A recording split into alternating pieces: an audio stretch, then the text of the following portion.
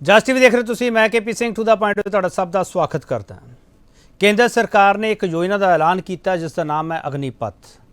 इस योजना के तहत फौज में भर्ती होगी, 4 सालों की भर्ती होगी तो उस भर्ती तो बाद एक मुलांकन होगा जिस 25% लोग है जोड़े ਜਾਂ जवान है जिन्होंने कह लीए वो नौकरी च रहणगे तो बाकी 75% नहीं रहणगे।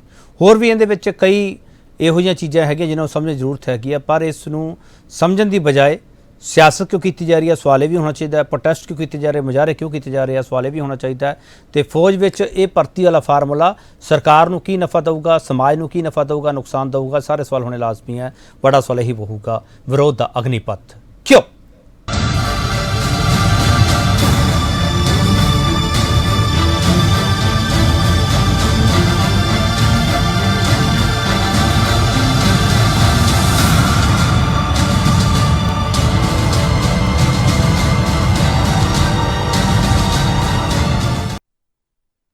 ਰੱਖਿਆ ਮੰਤਰੀ ਨੇ ਅਗਨੀਪਥ ਦੀ योजना तो पर्दा चुक्या तो उस तो बाद मुजाहरे शुरू हो गए। पहला देख लिए तो सुन लिए। आज कैबिनेट कमेटी ऑन सिक्योरिटी ने भी एक ऐतिहासिक फैसला किया है। आज का अग्निपथ नामक एक ट्रांसफॉर्मेटिव योजना हम ला रहे हैं जो हमारी आर्म्ड फोर्सेस में ट्रांसफॉर्मेटिव चेंजेज लाकर उन्हें फुली मॉडर्न और वेल इक्विप्ड बनाएगी। अग्निपथ योजना में भारतीय नौजवानों को बतौर अग्निवीर आर्म्ड फोर्सेस में सेवा का अवसर प्रदान किया जाएगा और यह योजना देश की सुरक्षा को मजबूत करने व हमारे युवाओं को मिलिट्री सर्विस का अवसर देने के लिए लाई गई है। इस अग्निपथ योजना से एम्प्लॉयमेंट अपॉर्चुनिटीज बढ़ेंगी और अग्निवीर सेवा के दौरान अर्जित स्किल्स एवं एक्सपीरियंस उन्हें विभिन्न क्षेत्रों में एम्प्लॉयमेंट भी प्राप्त कराएगा और इससे भारतीय अर्थव्यवस्था को भी हायर स्किल्ड वर्कफोर्स की उपलब्धता होगी जो प्रोडक्टिविटी गेन और ओवरऑल जीडीपी ग्रोथ में सहायक होगी। अग्निवीरों के लिए एक अच्छी पे पैकेज, 4 साल की सेवा के बाद एग्जिट पर सेवा निधि पैकेज एवं एक liberal death and disability package की भी व्यवस्था की गई है। मेडिकल दूसरों का एग्जाम फिर से लिया जाए और पुरानी भर्ती फिर से चालू की जाए। टीओडी का हम पूर्ण रूप से विरोध करते हैं। टीओडी 4 साल के लिए कोई आर्मी बंदा नहीं जाएगा। नरेंद्र मोदी की सोची समझी राजनीति है कि किसी तरह से दबे कुचले अल्पसंख्यक के लोग जो जितने भी लोग हैं उसको आउट करने के लिए, और इसीलिए अग्निवीर की बहाली हो रही है। हम लोग इसके पुरजोर विरोध करते हैं और किसी कीमत पर बिहार में इसको लागू नहीं होने देंगे, नहीं होने देंगे। टीओडी भारत सरकार ने जो नई कानूनी प्रणाली इंडियन आर्मी तीनों सेनाओं में जो लागू की है इसका हम विरोध करते हैं। यह प्रणाली भारत सरकार में लागू नहीं होनी चाहिए। भारत सरकार ने हमसे हमारे आगे हाथ जोड़ जोड़कर 1 रैंक 1 पेंशन के नाम पर वोट मांगा था और आज नो रैंक नो पेंशन का ड्रामा बनाकर हम युवाओं को बेरोजगारी में धकेल दिया है। बड़ा सवाल इस डिबेट ਦੇ ਵਿੱਚ ਅਸੀਂ ਇਹ ਪੁੱਛਾਂਗੇ ਕਿ ਫੌਜ ਵਿੱਚ ਭਰਤੀ ਦੇ ਨਵੇਂ ਫਾਰਮੂਲੇ ਤੇ ਦੇਸ਼ ਭਰ 'ਚ ਕਿਹੜੀ ਬਹਿਸ ਛਿੜੀ। ਇਸ ਸਵਾਲ ਤੇ ਬਹਿਸ ਹੋਵੇਗੀ। ਜਿਹੜਾ ਪੈਨਲ ਸਾਡੇ ਨਾਲ ਤੁਹਾਡਾ ਤਰਫ ਹੋਣੇ ਤੇ ਉਸ ਬਾਅਦ ਡਿਬੇਟ ਓਪਨ ਕਰ ਦੇਵਾਂਗੇ। Brigadier Kuldeep Singh Kahlon defence expert ਦੇ ਤੌਰ ਤੇ ਸਾਡੇ ਨਾਲ ਹੋਣਗੇ। ਬਹੁਤ ਲੰਬਾ ਤਜਰਬਾ ਦਾ ਕਾਹਲੋਂ ਸਾਹਿਬ ਤੁਹਾਡਾ ਬਹੁਤ ਸਵਾਗਤ ਹੈ। Thank you. Colonel Jaiband Singh Bharatiya Janata Party ਦੇ ਸਪੋਕਸਪਰਸਨ, ਇਹਨਾਂ ਨੇ ਖੁਦ ਆਰਮੀ ਵਿੱਚ ਬੜੀ ਲੰਬੀ ਸੇਵਾ ਕੀਤੀ ਹੈ ਤੇ ਖੁਦ डिफेंस एनालिस्ट भी ने तो बड़ा कुछ लिखते भी ने, आर्टिकल भी बहुत लिखते हैं। तो अज पार्टी लाइन पर गल करनगे जां डिफेंस एनालिस्ट के तौर पर गल करनगे, समझने की कोशिश करांगे। कर्नल जयबंत सिंह तुहाडा बहुत स्वागत है। गौरव संधू कांग्रेस स्पोक्सपर्सन है। गौरव संधू तुहाडा बहुत स्वागत है। हरजीत सिंह भुल्लर श्रोमणी अकाली दल दे बुलारे है। भुल्लर साहब तुहाडा बहुत स्वागत है। तो मेजर RPS मल्होत्रा आम आदमी पार्टी स्पोक्सपर्सन है। तो अज पार्टी लाइन पर गल करनगे जां आपदी आर्मी लाइन पर गल करनगे, सवाल इन्हां तों भी होगा। मल्होत्रा साहब तुहाडा बहुत स्वागत है। सब तो पहला सवाल मेजर मल्होत्रा तुहानूं करना चाहूँगा। मल्होत्रा साहब, ये वैलकम करना चाहिए अग्निपथ स्कीम का? देखो केपी जी, एक बहुत बड़ा चेंज सरकार लेके आई है विदाउट एनी ग्राउंड टेस्टिंग और 200 साल ਦੀ ਟੈਸਟਿੰਗ ਤੋਂ ਬਾਅਦ ਜਿਹੜਾ ਸਿਸਟਮ ਹੁਣ ਫੌਜ ਦੇ ਵਿੱਚ ਚੱਲ ਰਿਹਾ ਹੈਗਾ ਉਸ ਨੂੰ ਇੱਕਦਮ ਬਿਨਾਂ ਕਿਸੇ ਟੈਸਟਿੰਗ ਦੇ ਚੇਂਜ ਕਰਨਾ ਮੈਂ ਸਮਝਦਾ ਕਿ ਇੱਕ ਬਹੁਤ ਰਿਸਕੀ डिसीजन इस सरकार ने लिता है। पहला भी आप देखा कि इन्होंने नोटबंदी का डिसीजन लिता, GST का डिसीजन लिता, फार्म लॉज लेके आए और सारे वो जड़े उन्होंने बड़ा काफी नुकसान होया देश नूं। ਸੋ ਇਹ ਜਿਹੜਾ ਵਿਦਆਊਟ ਟੈਸਟਿੰਗ ਲੈ ਕੇ ਆ ਰਹੇ ਹੈਗੇ ਆ, ਮੈਨੂੰ ਇਹ ਲੱਗਦਾ ਕਿ ਬਹੁਤ ਰਿਸਕੀ ਇਹ ਡਿਸੀਜਨ ਹੈਗਾ। ਠੀਕ ਹੈ ਮਲਹੋਤਰਾ ਸਾਹਿਬ, ਇਹ ਤੁਹਾਡੀ ਆਪਣੀ ਲਾਈਨ ਹੈ, ਪਾਰਟੀ ਲਾਈਨ ਵੀ ਇਹੀ ਹੈ? ਇਹ ਬੇਸਿਕਲੀ ਮੈਂ ਐਜ਼ ਅ ਡਿਫੈਂਸ ਪਰਸਨ ਗੱਲ ਕਰ ਰਿਹਾ ਜੀ। ਪਾਰਟੀ ਲਾਈਨ ਕੀ ਹੈ ਸਰ ਮਲਹੋਤਰਾ ਸਾਹਿਬ? पार्टी लाइन आज मेरी ऊपर गल नहीं हुई, मैं चलो ठीक है। गौरव संधू, ਤੁਹਾਡੀ ਪਾਰਟੀ ਕੀ ਸੋਚਦੀ ਹੈ ਅਗਨੀਪਥ ਤੇ? ਪਹਿਲਾ ਟੇਕ। ਦੇਖੋ ਕੇਪੀ ਜੀ, ਗੱਲ ਏਦਾਂ ਹੈ, ਕੋਈ ਵੀ ਕਿਸੇ ਵੀ ਤਰ੍ਹਾਂ ਦੀ ਸਕੀਮ ਲਿਆਉਣੀ ਹੈ ਜਦੋਂ ਆਪਾਂ ਦੇਸ਼ ਦੇ ਲੋਕਾਂ ਲਈ, ਚਾਹੇ ਉਹ ਫਾਰਮ ਬਿੱਲ ਸੀ ਕਿ ਜਾਂ ਮੈਂ ਪਿੱਛੇ ਜਾਣਾ ਨਹੀਂ ਚਾਹੁੰਦਾ, ਜੋ ਵੀ ਬੀਜੇਪੀ ਨੇ GST ਹੋ ਗਈ, ਨੋਟਬੰਦੀ ਹੋ ਗਈ, ਇਹ ਪਾਰਲੀਮੈਂਟ ਦੇ ਵਿੱਚ ਡਿਸਕਸ਼ਨ ਹੁੰਦੀ ਹੈ। डिस्कशन तो बाद ओपीनियन लिया जाता है, ओपीनियन लैके फिर ये जे फॉर्मूले टेस्टिंग वाले जिहड़े लियाने चाहिए, नहीं भी आप एक डिक्टेटरशिप दे वांगू ऐलान कर दिए भी असि आ ऐलान सर तुसीं कमी दसो ना, कमी की है? कमी दसो ना, कमी की है? मतलब संधू साहब कमी दसो ना की है? सब तो पहली कमी ये है भी पार्लीमेंट दे विच डिस्कशन नहीं हुई, दोनों हाउसेस दे विच डिस्कशन होनी चाहिए है। ये बहुत बड़ा इशू है।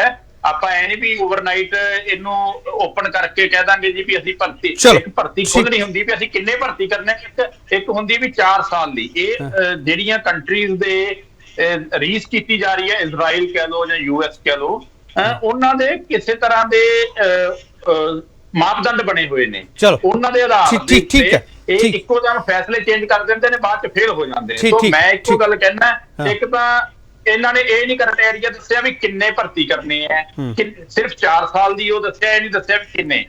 ਠੀਕ ਹੈ। ਦੂਜੀ ਗੱਲ ਹੈ 30,000 ਰੁਪਇਆ ਦੇ ਕੇ ਇੱਕ ਟ੍ਰੇਨਿੰਗ ਦੇ ਰਹੇ ਹੋ 4 ਸਾਲ ਦੀ ਤੁਸੀਂ, ਇਹਦੇ ਵਿੱਚ ਕੋਈ ਜਿਹਨੂੰ ਆਪਾਂ ਰੁਜ਼ਗਾਰ ਵਾਲੀ ਗੱਲ ਤੇ ਸਮਝਾਂਗੇ ਨਹੀਂ ਨਾ। ਚਲੋ ਠੀਕ ਹੈ ਗੌਰਵ ਸੰਧੂ, ਮੈਂ ਵਾਪਸ ਆ ਜਾਊਂਗਾ ਤੁਹਾਨੂੰ, ਗੌਰਵ ਸੰਧੂ ਵਾਪਸ ਆ ਜਾਊਂਗਾ। ਹਰਜੀਤ ਭੁੱਲਰ, ਤੁਹਾਡੀ ਪਾਰਟੀ ਦਾ ਟੇਕ। ਦੇਖੋ ਗੱਲ ਇਸ ਤਰ੍ਹਾਂ ਹੈਗੀ ਹੈ ਕਿ ਜਿਸ ਤਰੀਕੇ ਨਾਲ ਇਹ ਫੈਸਲਾ ਲਿਆ ਗਿਆ ਹੈ, ਮੈਨੂੰ ਲੱਗਦਾ ਕਿ ਵਿਦਆਊਟ ਐਨੀ ਪ੍ਰੈਪਰੇਸ਼ਨ ਜਿਹੜਾ ਹੈਗਾ ਫੈਸਲਾ ਲਿਆ ਗਿਆ, ਇਹ ਹਿੰਦੁਸਤਾਨ ਦੀ ਡਿਫੈਂਸ ਦੇ ਨਾਲ ਜੁੜਿਆ ਹੈ, ਹਿੰਦੁਸਤਾਨ ਦੀ ਸੁਰੱਖਿਆ ਨਾਲ ਜੁੜਿਆ ਹੋਇਆ ਫੈਸਲਾ ਹੈ। ਔਰ 4 ਸਾਲ ਲਈ ਅਗਰ ਅਸੀਂ ਕਿਸੇ ਨੂੰ ਟ੍ਰੇਨਿੰਗ ਦੇ ਕੇ ਔਰ ਉਸ ਤੋਂ ਬਾਅਦ ਉਹਨੂੰ ਬਾਹਰ ਦਾ ਰਸਤਾ ਦਿਖਾਵਾਂਗੇ, ਔਰ ਉਹ ਰਸਤਾ ਉਹਦੇ ਲਈ ਕਿੰਨਾ ਕੁ ਭਾਰੀ ਹੋਏਗਾ ਨੌਜਵਾਨ ਲਈ, ਕਿਉਂਕਿ ਜਦੋਂ ਅਸੀਂ ਰਿਜੈਕਟ ਕਰਤਾ ਤੇ ਉਹਨੂੰ ਬਾਹਰ ਕਿਤੇ ਨੌਕਰੀ ਮਿਲਣੀ ਨਹੀਂ, ਕਿਉਂਕਿ ਰਿਜੈਕਟਡ ਹੈ। ਔਰ ਜਦੋਂ ਨੌਕਰੀ ਨਹੀਂ ਮਿਲੇਗੀ ਤਾਂ ਕਿਹੜੇ ਰਸਤੇ ਚੁਣੇਗਾ ਉਹ ਤੁਹਾਨੂੰ ਦੱਸੇਗਾ। ਭੁੱਲਰ ਸਾਹਿਬ, ਇਹ ਤਾਂ ਸਾਰੀ ਓਪੋਜੀਸ਼ਨ ਕਹਿ ਰਹੀ ਹੈ ਨਾ ਭੁੱਲਰ ਸਾਹਿਬ, ਤੁਹਾਡੀ ਪਾਰਟੀ ਨੇ ਹਜੇ ਤੱਕ ਸਰ ਕੋਈ ਡਿਕਲੇਅਰ ਨਹੀਂ ਹੋਈ, ਤੁਹਾਡੀ ਪਾਰਟੀ ਨੇ ਕੋਈ ਡਿਸਾਈਡ ਨਹੀਂ ਕੀਤਾ ਇਸ ਮੁੱਦੇ ਤੇ, ਤੁਹਾਡੀ ਪਾਰਟੀ ਚੁੱਪ ਬੈਠੀ ਹੈ। ਦੇਖੋ ਮੈਂ ਜਿਹੜੀ ਗੱਲ ਕਰ ਰਿਹਾ ਹੈਗਾ, ਮੈਂ ਪਾਰਟੀ ਦੇ ਤੌਰ ਤੇ ਸ਼੍ਰੋਮਣੀ ਅਕਾਲੀ ਦਲ ਅਗਰ ਇੱਥੇ ਬੈਠਾ ਹੈ ਤੇ ਮੈਂ ਉਸੇ ਗੱਲ ਤੇ ਕਰ ਰਿਹਾ, ਕਿਉਂਕਿ ਨੌਜਵਾਨਾਂ ਨਾਲ ਇੱਕ ਧੋਖਾ ਹੈ ਕਿ 4 ਸਾਲ ਦੀ ਉਹਨਾਂ ਨੂੰ ਟ੍ਰੇਨਿੰਗ ਦੇ ਕੇ ਉਸ ਵਾਰ ਰਿਜੈਕਟ ਕਰਕੇ 75% ਨੌਜਵਾਨਾਂ ਨੂੰ ਸੜਕਾਂ ਤੇ ਭੇਜ ਦੋਗੇ, ਔਰ ਉਹ ਨੌਜਵਾਨ ਜਦੋਂ ਬਾਹਰ ਕਿਤੇ ਰੁਜ਼ਗਾਰ ਲੱਭਣ ਜਾਏਗਾ ਤੇ ਉਹਨੂੰ ਤਾਂ ਇੱਕੋ ਦਾਗ ਲੱਗਾ ਹੋਏਗਾ ਵੀ ਰਿਜੈਕਟਡ ਹੈ ਫੌਜ ਤੋਂ, ਔਰ ਇਹਨੂੰ ਫੌਜ ਨੇ ਅਗਰ ਨਹੀਂ ਰੱਖਿਆ ਹੈਗਾ ਤਾਂ ਅਸੀਂ ਕਿਉਂ ਰੱਖਣਾ ਹੈ? ਔਰ ਉਹ ਨੌਜਵਾਨ ਫਿਰ ਕੱਲ ਨੂੰ ਕੀ ਕਰੂਗਾ? ਠੀਕ ਹੈ। ਬ੍ਰਿਗੇਡੀਅਰ ਕਾਲੂ, ਮੈਂ ਤੁਹਾਡੇ ਕੋਲ ਬਿਲਕੁਲ ਅਖੀਰ ਤੇ ਵਿੱਚ ਆਊਂਗਾ। ਕਰਨਲ ਜੈਵੰਤ ਸਿੰਘ, ਤੁਹਾਡੀ ਇਸ ਪਾਲਿਸੀ ਦਾ ਵਿਰੋਧ ਕਿਉਂ ਕੀਤਾ ਜਾ ਰਿਹਾ ਹੈ? ਨਾ ਤੁਸੀਂ ਖੁਦ ਆਰਮੀ ਚ ਰਹੇ ਹੋ, ਤੁਹਾਨੂੰ ਪਤਾ ਹੈ ਸਭ ਕੁਝ। Colonel Jaiwant Singh. Thank you KP ji. ਸਭ ਤੋਂ ਪਹਿਲੇ ਕੇਪੀ ਜੀ, ਮੈਂ ਵਿਅਕਤੀਗਤ ਤੌਰ ਤੇ ਤੁਹਾਨੂੰ ਦੱਸਾਂ ਕਿ ਮੇਰੀ ਆਦਤ ਹੈ ਕਿ ਜੋ ਡਿਫੈਂਸ ਦੇ ਆਫਿਸਰਸ, ਐਗਜ਼ਿਸਟਿੰਗ ਆਫਿਸਰਸ ਤੇ ਆਰਗੇਨਾਈਜੇਸ਼ਨ ਜੋ ਲੈਂਦੀ ਹੈ, ਨਿਰਣੇ ਲੈਂਦੀ ਹੈ, ਉਹਦੇ ਉੱਤੇ ਮੈਂ ਟਿੱਪਣੀ ਨਹੀਂ ਕਰਦਾ। ਹੁਣ ਅੱਜ ਮੈਂ ਪਾਰਟੀ ਦੇ ਵਿੱਚ ਹੈਗਾ ਤੇ ਇਸ ਵਾਸਤੇ ਆਇਆ। ਮੈਂ ਸੋਚਣਾ ਕਿ ਇਹ ਸਾਰਾ ਕਨਸੈਪਟ ਹੈ ਝੰਡੇ ਤੇ ਡੰਡੇ ਦਾ। ਜਦੋਂ ਸਾਡੇ ਹੱਥ 'ਚ ਝੰਡਾ ਸੀਗਾ ਤੇ ਡੰਡਾ ਸੀਗਾ, ਅਸੀਂ ਜੋ ਸਾਨੂੰ ਠੀਕ ਲੱਗਿਆ ਅਸੀਂ ਕੀਤਾ। ਹੁਣ ਜਿਹੜੇ ਬੰਦੇ ਨੇ ਉਹਨਾਂ ਨੂੰ ਅਸੀਂ ਟ੍ਰੇਨ ਕੀਤਾ, ਉਹ ਕੰਪੀਟੈਂਟ ਨੇ, ਉਹ ਸਭ ਕੁਝ ਕਰ ਸਕਦੇ ਨੇ, ਉਹਨਾਂ ਨੇ ਡਿਸੀਜਨ ਲਈ ਹੈ। ਹੁਣ ਇਹ ਇੱਕ ਜਿਹੜੀ ਗੱਲ ਕਹਿ ਰਹੇ ਨੇ, ਇਹਨੂੰ ਪਾਰਲੀਮੈਂਟ ਦੇ ਵਿੱਚ ਡਿਸਕਸ ਹੋਣਾ ਚਾਹੀਦਾ ਸੀਗਾ। ਦੇਖੋ, ਇਹ ਕੋਈ ਲੈਜਿਸਲੇਸ਼ਨ ਨਹੀਂ ਹੈ, ਇਹ ਇੱਕ ਆਰਗੇਨਾਈਜੇਸ਼ਨਲ ਡਿਸੀਜਨ ਹੈਗੀ ਹੈ, ਜਿਹੜੀ ਮਿਨਿਸਟਰੀ ਆਫ ਡਿਫੈਂਸ ਦੀ ਹੈਗੀ ਹੈ, ਜਿਹੜੀ ਚੀਫ ਨੇ ਲਈ ਹੋਈ ਹੈ, ਚੀਫਸ ਨੇ ਇਕੱਠੇ ਮਿਲ ਕੇ ਲਈ ਹੈ। ਇਸੇ ਵਾਸਤੇ ਚੀਫਸ ਉਹਨਾਂ ਦੇ ਨਾਲ ਬੈਠੇ ਹੋਏ ਸੀਗੇ। ਇਹ ਕੋਈ ਲੈਜਿਸਲੇਸ਼ਨ ਨਹੀਂ ਹੈ ਜਿਹਨੂੰ ਕਿ ਪਾਰਲੀਮੈਂਟ ਦੇ ਵਿੱਚ ਡਿਸਕਸ ਕਰਨਾ ਹੈ। ਦੂਸਰਾ, ਇਹ ਇੱਕ ਪ੍ਰੋਫੈਸ਼ਨਲ ਡਿਸੀਜਨ ਹੋਣ ਦੇ ਬਾਅਦ ਇਹਦੇ ਵਿੱਚ ਕਾਫੀ ਸਟਾਫ ਚੈੱਕਸ ਕੀਤੇ ਹੋਣਗੇ। ਇਹਨਾਂ ਨੇ ਇਹਦੇ ਵਿੱਚ ਫੌਜ ਦਾ ਆਪਣਾ ਪ੍ਰੋਸੀਜਰ ਹੈਗਾ, ਪਹਿਲੇ ਉਹਦੇ ਉੱਤੇ ਸਟੱਡੀ ਟੀਮ ਬੈਠੀ ਹੋਏਗੀ, ਫਿਰ ਉਹਨਾਂ ਨੇ ਪ੍ਰੈਜੈਂਟੇਸ਼ਨ ਦਿੱਤੀ ਹੋਏਗੀ, ਫਿਰ ਉਹ ਥੱਲੇ ਗਈ ਹੋਏਗੀ ਜੂਨੀਅਰ ਕਮਾਂਡਰਸ ਦੇ ਕੋਲ, ਉਹਨਾਂ ਦੀ ਰਿਕਮੈਂਡੇਸ਼ਨ ਲਈ ਹੋਏਗੀ, ਫਿਰ ਉਹਨਾਂ ਨੇ ਉਹਨੂੰ ਮਿਨਿਸਟਰੀ ਨੂੰ ਦਿੱਤਾ ਤੇ ਕਹਿ ਰਹੇ ਨੇ ਕਿ ਛੇਤੀ ਲੈ ਲਿਆ। ਮੈਂ ਤੇ ਇਹਨੂੰ ਸੁਣ ਰਿਹਾ ਇਹਦੇ ਬਾਰੇ ਚ ਟੂਰ ਆਫ ਡਿਊਟੀ ਦੇ ਬਾਰੇ ਪਿਛਲੇ 1.5-2 ਸਾਲ ਤੋਂ ਸੁਣ ਰਿਹਾ from the time of late general Rawat CDS. तो ऐसी गल नहीं है कि सर मैं थोड़ा इंटरवीन करना करना जाबत सिंह करना जाबत थोड़ा अगर अप्लाई नहीं थोड़ा इंटरवीन कर लें दो करना जाबत सिंह मेजर जनरल नरवणे साहब ਦੀ ਇਨਵੋਲਵਮੈਂਟ ਸੀਗੀ ਇਹਦੇ ਵਿੱਚ, ਉਹਨਾਂ ਨੇ ਯੈਸ ਕੀਤੀ ਹੈ? Of course. ਓਕੇ, ਅੱਛਾ। ਇਹ ਜਿਹੜਾ ਕੰਮ ਹੈ ਇਹ ਸ਼ੁਰੂ ਹੋਇਆ ਸੀਗਾ from the time of general Bipin Rawat, ਜਦੋਂ ਉਹ ਚੀਫ ਸੀਗੇ। ਉਹਦੇ ਬਾਅਦ ਉਹ ਸੀਡੀਐਸ ਸੀਗੇ। ਜਨਰਲ ਨਰਾਵਨੇ ਦਾ ਵੀ ਇਸ ਚੀਜ਼ ਦੇ ਵਿੱਚ ਬਹੁਤ ਵੱਡਾ ਹੱਥ ਸੀਗਾ। ਸੋ ਇਹ ਬਹੁਤ ਦੇਰ ਤੋਂ ਚੱਲ ਰਹੀ ਹੈ। ਵੀਕੇ ਸਿੰਘ ਐਗਰੀ ਕਰਦੇ ਸਰ? ਵੀਕੇ ਸਿੰਘ ਐਗਰੀ ਕਰਦੇ ਕਰਨਾ ਜਾਬਤ ਸਿੰਘ? ਵੀਕੇ ਸਿੰਘ ਐਗਰੀ ਕਰਦੇ ਆ ਜੀ? ਵੀਕੇ ਸਿੰਘ ਐਗਰੀ ਕਰਦੇ ਆ? ਵੀਕੇ ਸਿੰਘ ਨਹੀਂ, ਵੀਕੇ ਸਿੰਘ ਤੇ ਮੇਰੇ ਨਾਲ ਦੇ ਨੇ ਨਾ। ਹੁਣ ਇਸ ਵੇਲੇ ਅਸੀਂ ਰਿਟਾਇਰਡ ਆ, ਅਸੀਂ ਐਗਰੀ ਕਰੀਏ ਕਿ ਨਾ ਕਰੀਏ, ਮੈਂ ਤੁਹਾਨੂੰ ਦੱਸਿਆ ਤੇ ਹੈ ਨਾ ਕਿ ਇਹ ਡਿਸੀਜਨ ਹੁਣ ਵਾਲੇ ਆਫੀਸਰਸ ਦੀ ਹੈਗੀ ਹੈ। ਮੇਰੇ ਹਿਸਾਬ ਦੇ ਨਾਲ ਸਾਨੂੰ ਐਜ਼ ਵੈਟਰਨ ਇਹਦੇ ਉੱਤੇ ਟਿੱਪਣੀ ਦੇਣੀ ਸਾਡੇ ਵਾਸਤੇ ਮੁਨਾਸਿਬ ਨਹੀਂ ਹੈ। ਚਲੋ ਮੈਂ ਵੈਟਰਨਸ ਦਾ ਨਾਮ ਲੈਣਾ ਸਰ। ਵੈਟਰਨਸ ਦਾ ਵੀ ਕੋਈ ਤਜਰਬਾ ਤਾਂ ਹੁੰਦਾ ਨਾ ਸਰ, ਗੱਲ ਕਰਨ ਦਾ ਕੋਈ ਉਹਨਾਂ ਦਾ ਐਕਸਪੀਰੀਅੰਸ ਤਾਂ ਹੁੰਦਾ ਨਾ ਸਰ। ਮੇਰੇ ਕੋਲ ਜਨਰਲ KJ ਸਿੰਘ ਹੈ, ਜੈਸ਼ੰਕਰ ਮੈਨਨ ਹੈ, ਮੇਜਰ ਜਨਰਲ ਲਾਈਕ VK ਮਦੋਕ ਹੈ, ਰਾਜ ਮਹਿਤਾ ਹੈ। ਇਹ ਸਾਰੇ ਸਹਿਮਤ ਹੈ ਇਸ ਸਕੀਮ ਨਾਲ? ਨਹੀਂ, ਉਹ ਉਹਨਾਂ ਦਾ ਵਿਅਕਤੀਗਤ ਉਹਨਾਂ ਦਾ ਹੈਗਾ ਤੇ ਕੋਈ ਸਹਿਮਤ ਹੈ ਕੋਈ ਨਹੀਂ ਸਹਿਮਤ ਹੈ। ਮੈਂ ਕਹਿੰਦਾ ਕਿ ਜੋ ਅੱਜ ਦੇ ਜਨਰਲਸ ਨੇ ਡਿਸੀਜਨ ਲਈ ਹੈ ਉਹਨਾਂ ਦੀ ਡਿਸੀਜਨ ਨੂੰ ਰਿਸਪੈਕਟ ਕਰਨਾ ਚਾਹੀਦਾ ਹੈ। ਤੇ ਬਾਕੀ ਅਗਰ ਇਹਦੇ ਵਿੱਚ ਕੋਈ ਅਨੋਮਲੀਜ਼ ਹੈਗੀਆਂ ਨੇ ਤੇ ਜਦੋਂ ਇਹ ਅਪਲਾਈ ਹੋਏਗੀ ਤੇ ਉਹਦੇ ਬਾਅਦ ਕੋਰਸ ਕਰੈਕਸ਼ਨ ਹੋ ਸਕਦੀ ਹੈ। ਇਹਦੀ ਰੈਜ਼ਿਲੀਅੰਸ ਤੇ ਆਰਮੀ ਦੇ ਵਿੱਚ ਹੁੰਦੀ ਹੈ। ਠੀਕ ਹੈ। ਮੈਂ ਤੁਹਾਨੂੰ ਆਪਣੀ ਵਿਅਕਤੀਗਤ ਗੱਲ ਦੱਸ ਰਿਹਾ। ਮੈਂ ਕਦੀ ਵੀ ਜਿਹੜੀ ਐਗਜ਼ਿਸਟਿੰਗ ਲੀਡਰਸ਼ਿਪ ਹੈਗੀ ਹੈ ਮਿਲਟਰੀ, ਉਹਦੇ ਖਿਲਾਫ ਨਹੀਂ ਬੋਲਦਾ। ਚਲੋ ਮੈਂ ਇੱਕ ਛੋਟਾ ਜਿਹਾ ਵਕਫਾ ਲਵਾਂਗਾ, ਵਕਫੇ ਤੋਂ ਵਾਪਸ ਆਊਂਗਾ। ਬ੍ਰਿਗੇਡੀਅਰ ਕਾਲੋ ਦਾ ਵੀ ਟੇਕ ਲੈਣਾ। ਵਿਰੋਧ ਦਾ ਅਗਨੀਪਥ ਕਿਉਂ? ਸਵਾਲ ਬਹੁਤ ਸਾਰੇ ਉੱਠਦੇ ਪਏ ਆ ਤੇ ਬਹੁਤ ਸਾਰੀਆਂ ਥਾਵਾਂ ਤੇ ਉੱਠਦੇ ਪਏ ਆ। ਇਹ ਸਵਾਲ ਅੱਜ ਛੋਟੇ ਲੱਗਦੇ ਪਏ ਆ, ਪਰ ਦਿਨੋਂ ਦਿਨ ਵੱਡੇ ਹੋਣਗੇ। ਵਾਪਸ ਆ ਰਹੇ।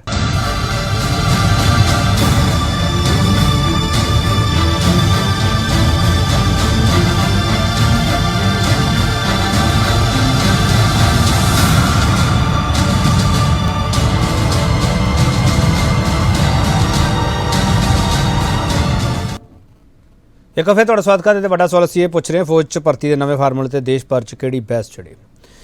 ਬ੍ਰਿਗੇਡੀਅਰ ਕਾਲੋ, ਜਦੋਂ ਵੀ ਫੌਜ ਦਾ ਜਾਂ ਬਾਰਡਰ ਦਾ ਕੋਈ ਵੀ ਇਸ਼ੂ ਛਿੜਦਾ, ਜਿੱਥੇ ਮਰਜ਼ੀ ਤੁਸੀਂ ਭੱਜ ਲਓ, ਰਾਸ਼ਟਰਵਾਦ ਦੀ ਗੱਲ ਇੱਥੇ ਆ ਕੇ ਜ਼ਰੂਰ ਮੁੱਕਦੀ ਹੈ ਤੇ ਉੱਥੇ ਸ਼ੁਰੂ ਹੁੰਦੀ ਹੈ। ਬ੍ਰਿਗੇਡੀਅਰ ਕਾਲੋ, ਕਰਨਲ ਜੈਬਤ ਸਿੰਘ ਹਰਾਂ ਨੇ ਕਿਹਾ ਕਿ ਜਿਹੜੇ ਐਕਸ ਹੈ ਨਾ, ਉਹਨਾਂ ਦੀ ਜਿਹੜਾ ਕਮੈਂਟ ਆ ਉਹਨੇ ਮਾਇਨੇ ਨਹੀਂ ਰੱਖਦੇ।